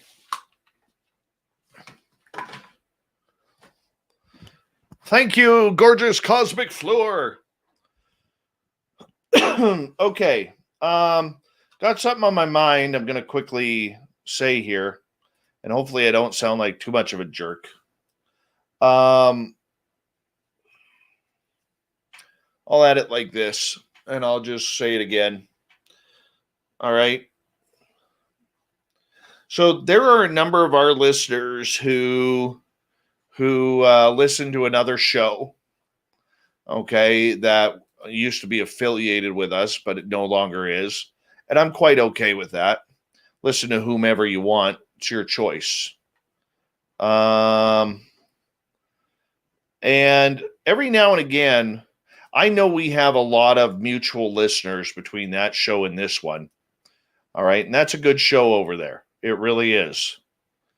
And long story short, this show likes to make fun of us, make fun of me, call me a liar, and say we're buying followers, and then gives a lot of cheap shots to us usually.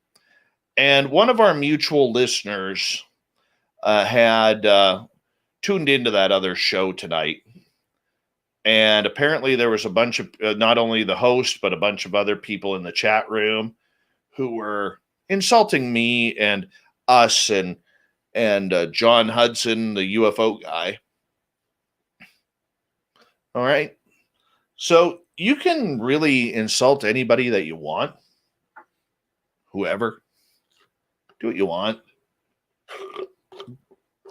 But if you're over there, if you're one of the listeners who has the benefit to listen to that good show, it is a good show, and then comes over to our room to listen, but if I find out that you're one of the people insulting us in that room, then you come play nice here, I'm not going to be nice.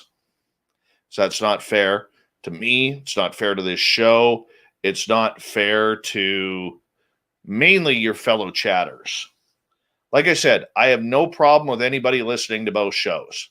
No problem whatsoever. I don't even care if you super chat that show and don't super chat ours, or you super chat both shows or whatever. Don't care. You're allowed. It's your listening right to listen to whomever. But if somebody approaches me and says that you are insulting or taking part in insulting my show or our show, and then coming into our chat room that night, don't come back, please. Don't need the headaches. Don't need the drama. And I'm not interested. I'm not interested. Okay? If you want to believe fake accusations, if you want to believe, fake commentary about SOR, instead of just asking me politely, and you want to insult me or my show, and then you come into our chat room and then play all buddy-buddy, doesn't work. Doesn't work. It's not fair. So I'm going to leave it at that.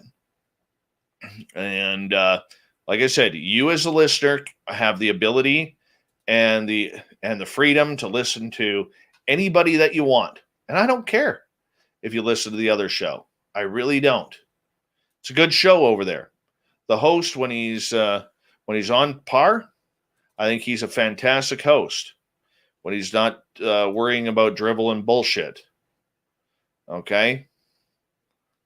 It's a solid show. But don't come into our room and play the double thing. That's not cool. That's not cool. That's all I ask. And I know the majority of you probably don't. but there's always one or two.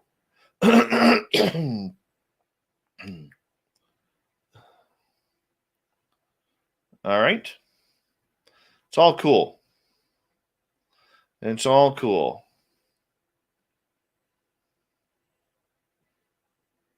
So it's quite okay. It's quite okay. So let's just leave it at that and kind of go from there. If you're cool with that, I'm cool with that, and leave it. I don't like talking about that other person or that other show. I don't tune in. I don't subscribe. I will never insult the other host, but that's just the way it is. Right?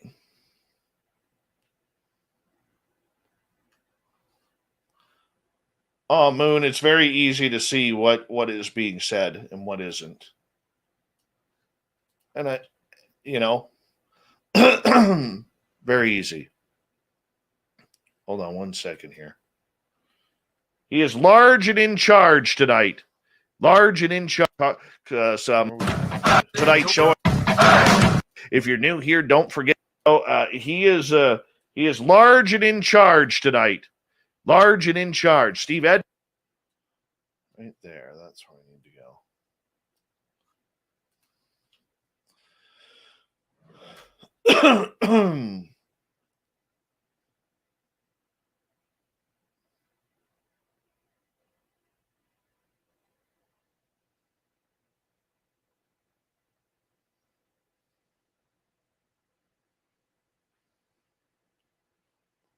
All right, we're good.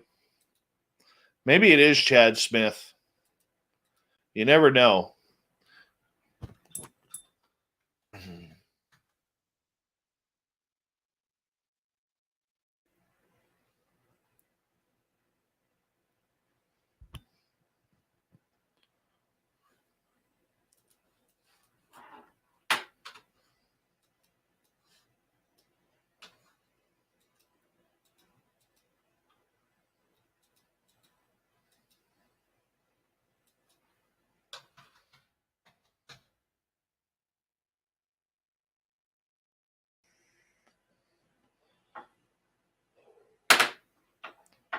I would hope that you're not, Fap. I would hope that you're not.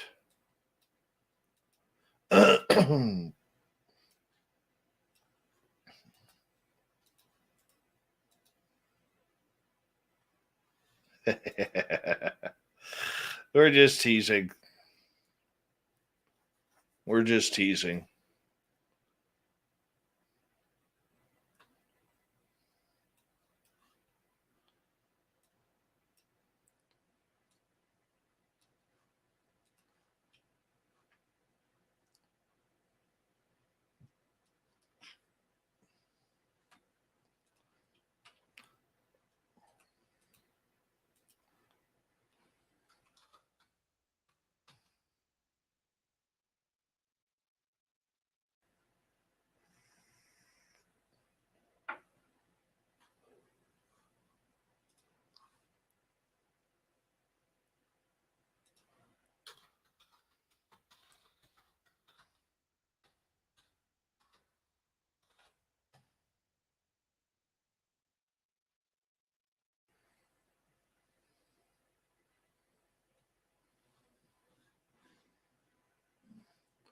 Let's see.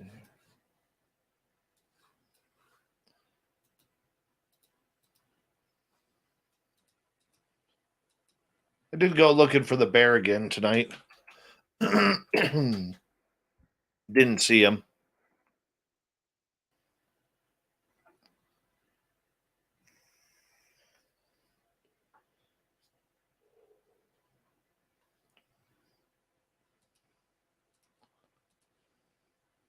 I like the bears.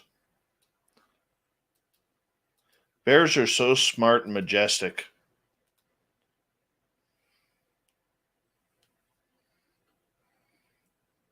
I'm trying to give up smoking for everything.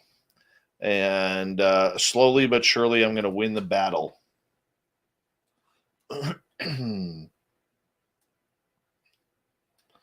And part of that battle is breaking the habits that you do have. So we're 3. All right. Hey, the Ronald Penton.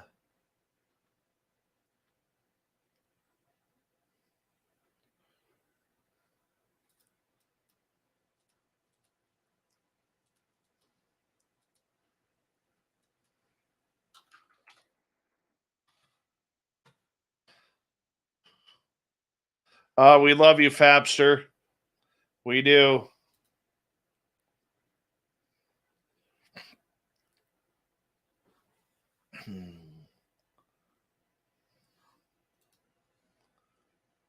Aussie Rob, everything over in Australia kills you.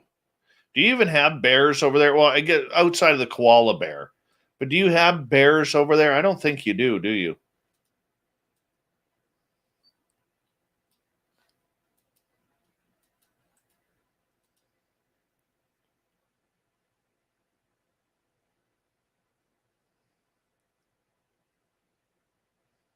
Good night, gorgeous Jenny.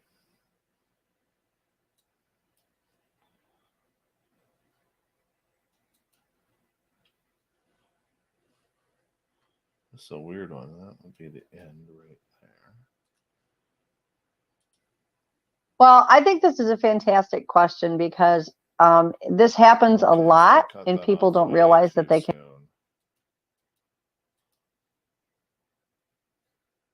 Man, if you don't mind, right off the bat, before we get to more audience questions.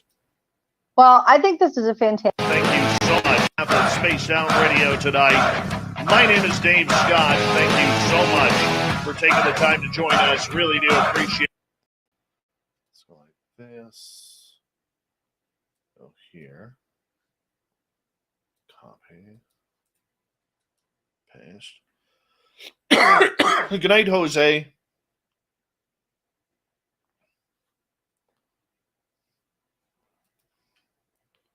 That's probably exactly what happened.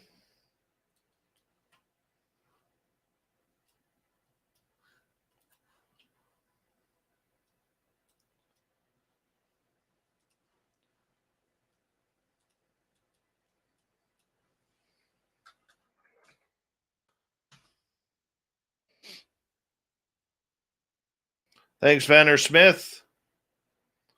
Appreciate you.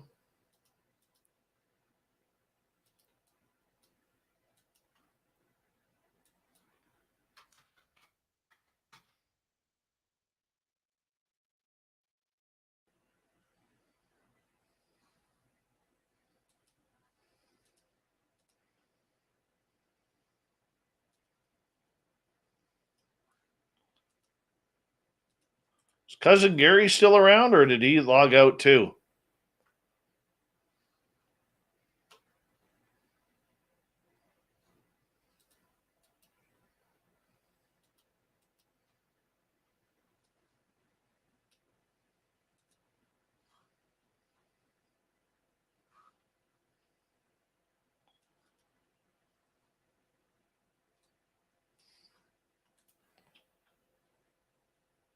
By the way, once again, a big thank you to Jimmy Church for giving us a shout out, having a good laugh over calling me out for chasing the bear before the show. I guess it showed up on his feed and he watched. So that was pretty awesome that he did that.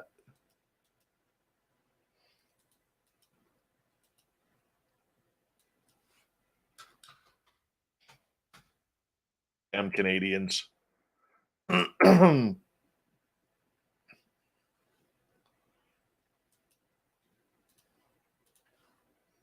tell you, if that bear would have turned on us, I'd have been running like hell. Well, more like jogging because too big to run anymore.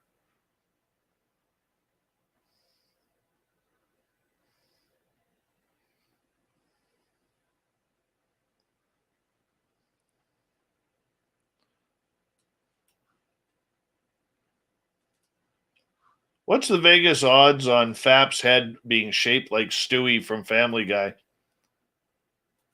Or is he more like Mr. Mackey from South Park? I'm curious.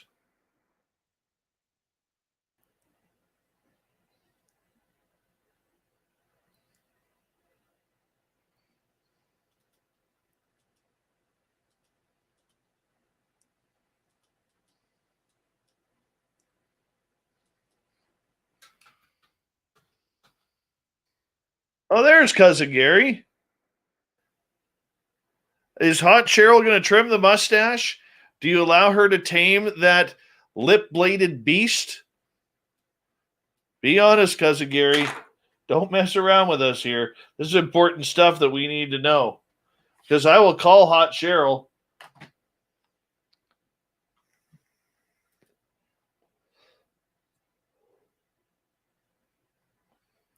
I have no problem calling Hot Cheryl.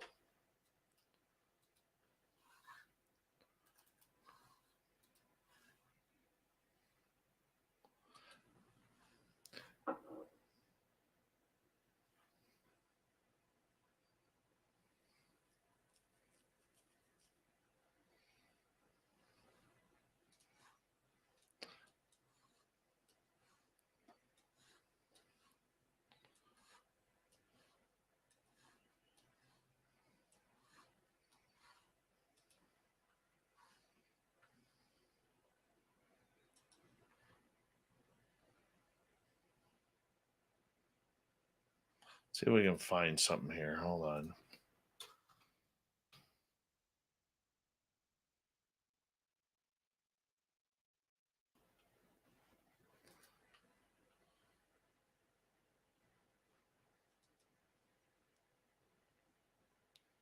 Trying to find a good picture of Cousin Gary's mustache here. I could show to you guys. It is a power lip blade, people. A power lip blade.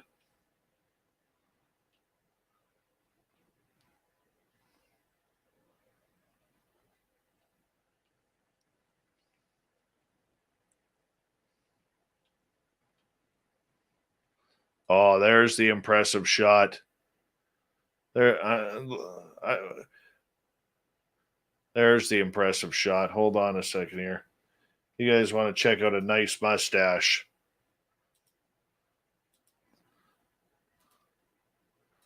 Look at that lip blade, people. Look at that lip blade. Look how thick that is. Lots of, there's no real holes in it like mine. Comes down over the edges. Just a little bit of handlebar out there. Fantastic lip blade. Fantastic lip blade right there. You don't mess with that. That thing has a life of its own. That worm burner right there. Woo-wee. Gorgeous lip blade. Fantastic. Fantastic. Beautiful.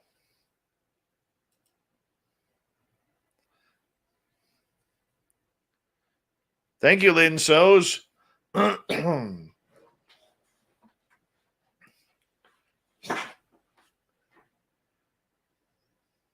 Hope Cousin Gary doesn't get pissed at me for doing that. But that is a fantastic mustache that needs to be shared with the world. Mm-hmm.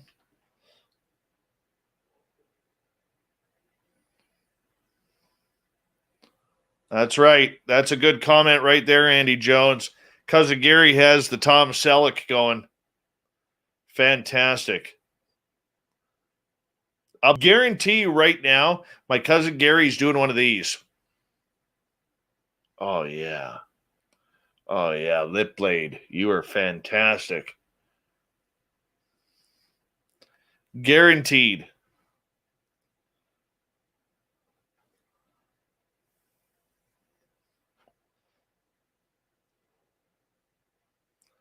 By the way, we will be making Chad Smith t-shirts.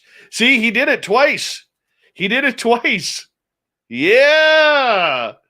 Cousin Gary. I think Darren and I are the only ones who can't grow a proper mustache. Between you, my dad, and my Uncle Dennis, you guys had power mustaches. You and Dad have power mustaches still. Oh yeah. Uncle Dennis had a good mustache too. God rest his soul. But he had a good mustache too.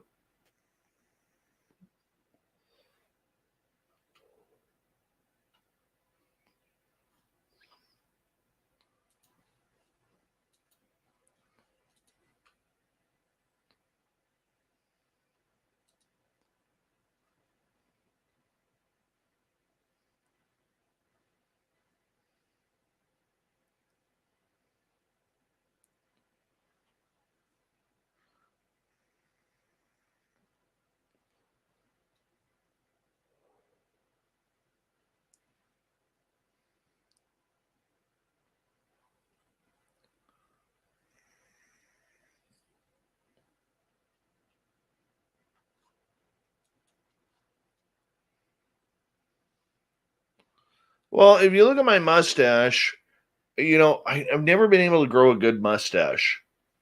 Never have. Maybe I'll try it one day just to see. Can never get that thickness. I got a very thin mustache.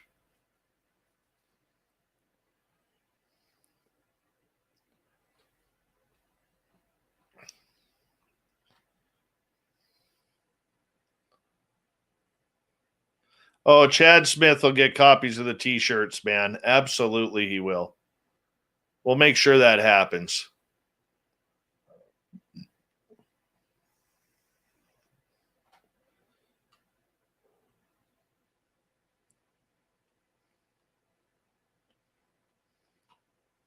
I can't wait to be rocking I'm Chad Smith on the strip of Vegas.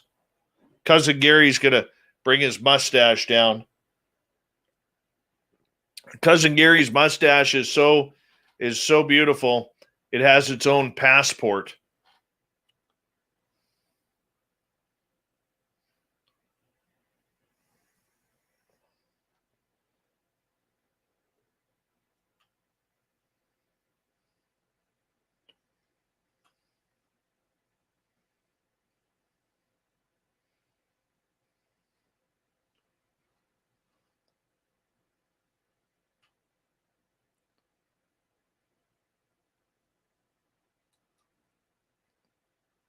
Oh, it's happening.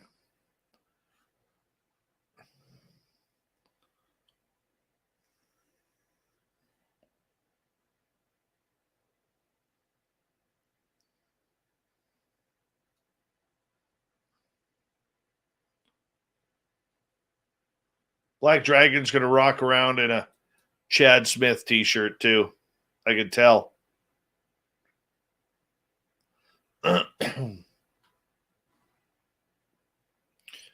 We're going to get an I am Chad Smith with a picture of a wrench on it.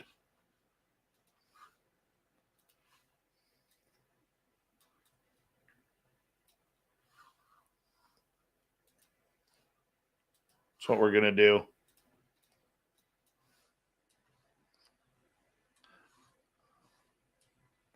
I'd love to do a FAP t-shirt, but I couldn't fit his head on the material.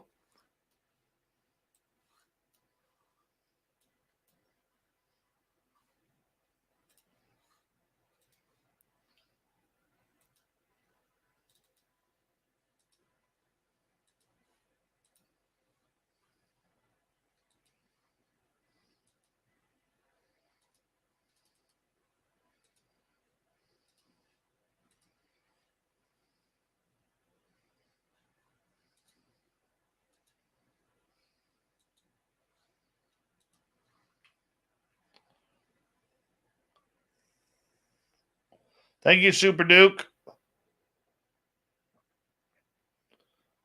From World Bigfoot Radio. Appreciate you, buddy.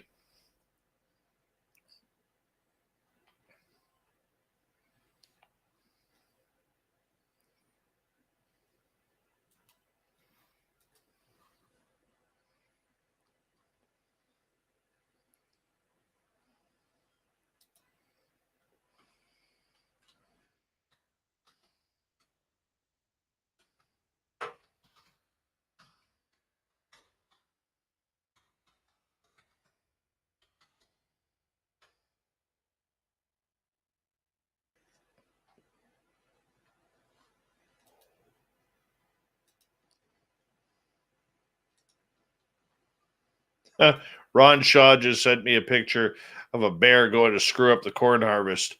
Oh, yeah, they do that.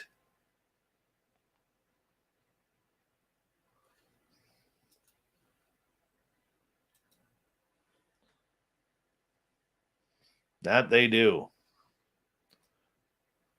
029086.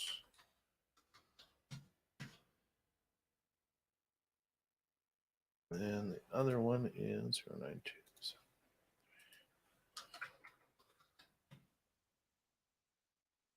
There we go. Downloads have started. Cool.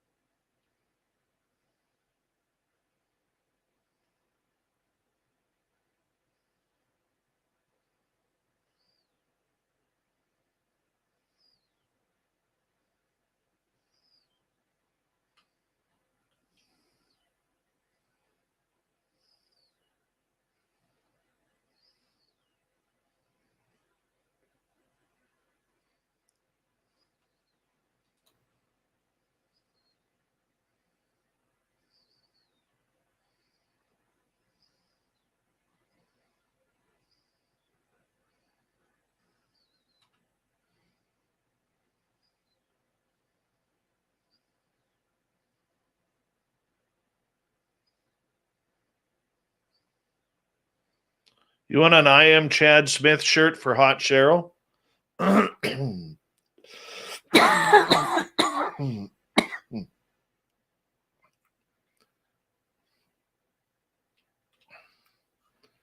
Let's see, what kind of font could we use for this? Let's go here. See what we can do for this. Let's just create a picture.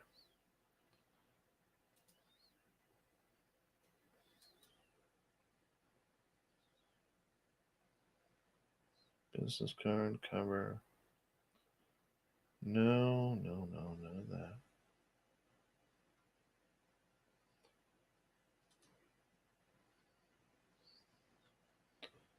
All right, let's just make that bigger.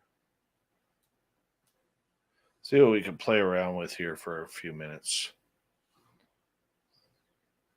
I don't want that. Let's go with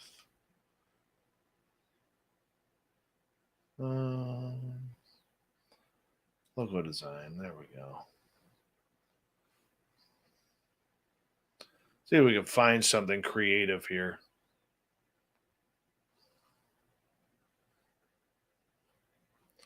Oh, hold on. That's not going to work either. Hold on.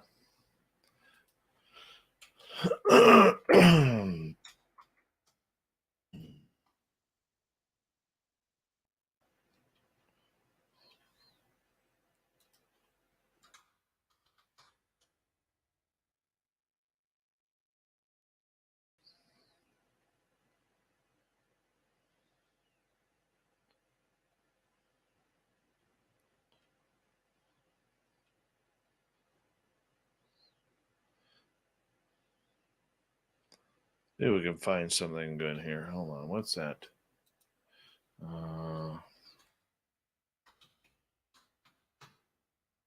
What's that? There it is. All right.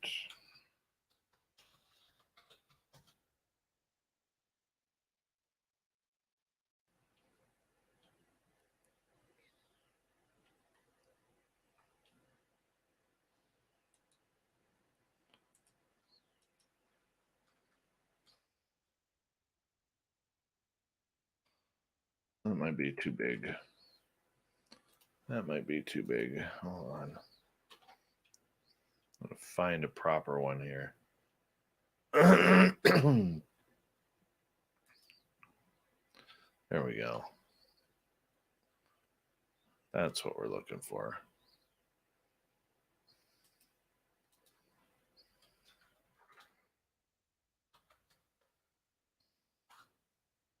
Over here. Upload this.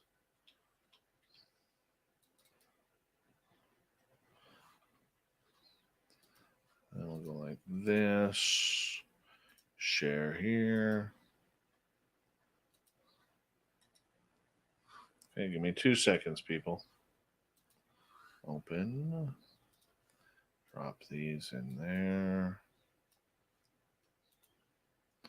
And I'll go here. And then we will I just got to load up this file here. There we go. Share screen. All right, let's just go like this. All right, so we got to go.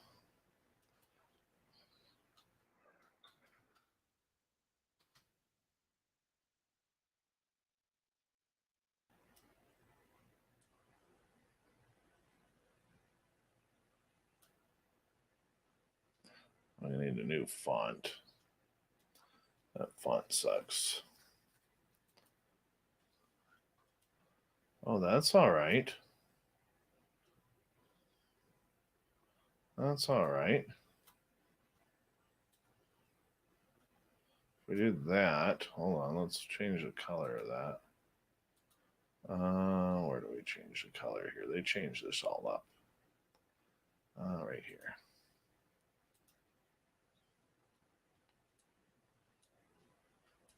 Oh, I like that. I like that.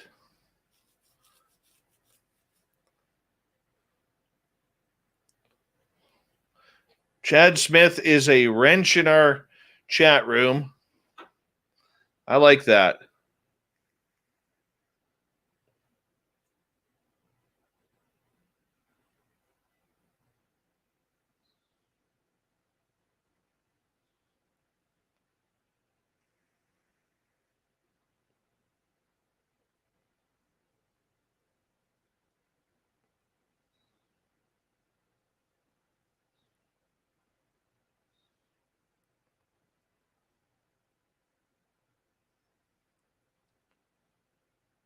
See what other fonts we can find here.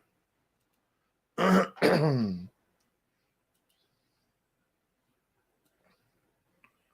one's all right.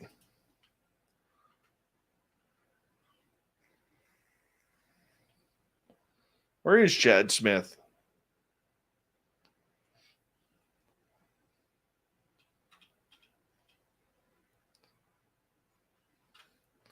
I don't know. I'm feeling this. I am feeling this right now.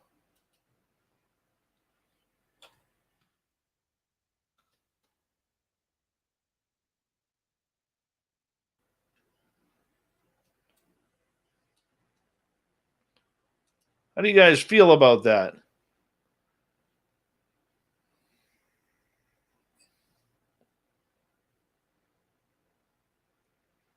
I want to know.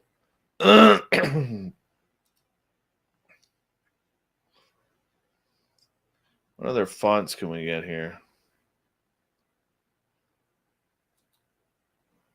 Nope, that's not the one. No.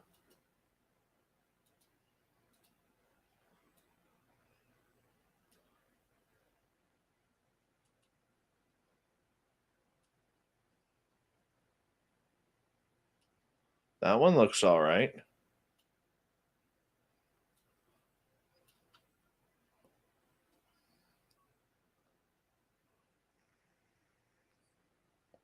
Hi, Hidden Existence.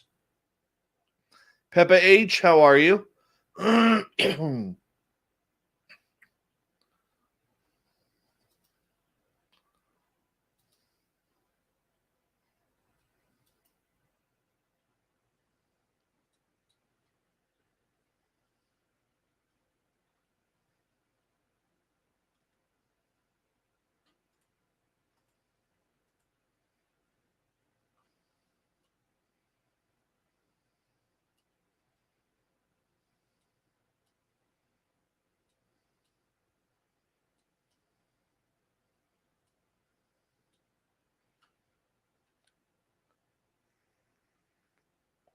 Yeah, I could send this to the graphics team. Totally do that. Probably have to do that. I think we're close. I think we're close.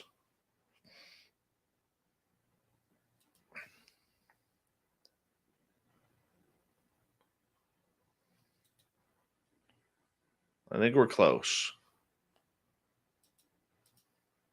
Anyhow, I'm going to say goodnight to all of you guys because I'm going to go off to bed. Tomorrow night on the show, we have Leslie Mitchell Clark. We're going to talk, we are going to be talking ET contact and hypnotherapy on ET contacts.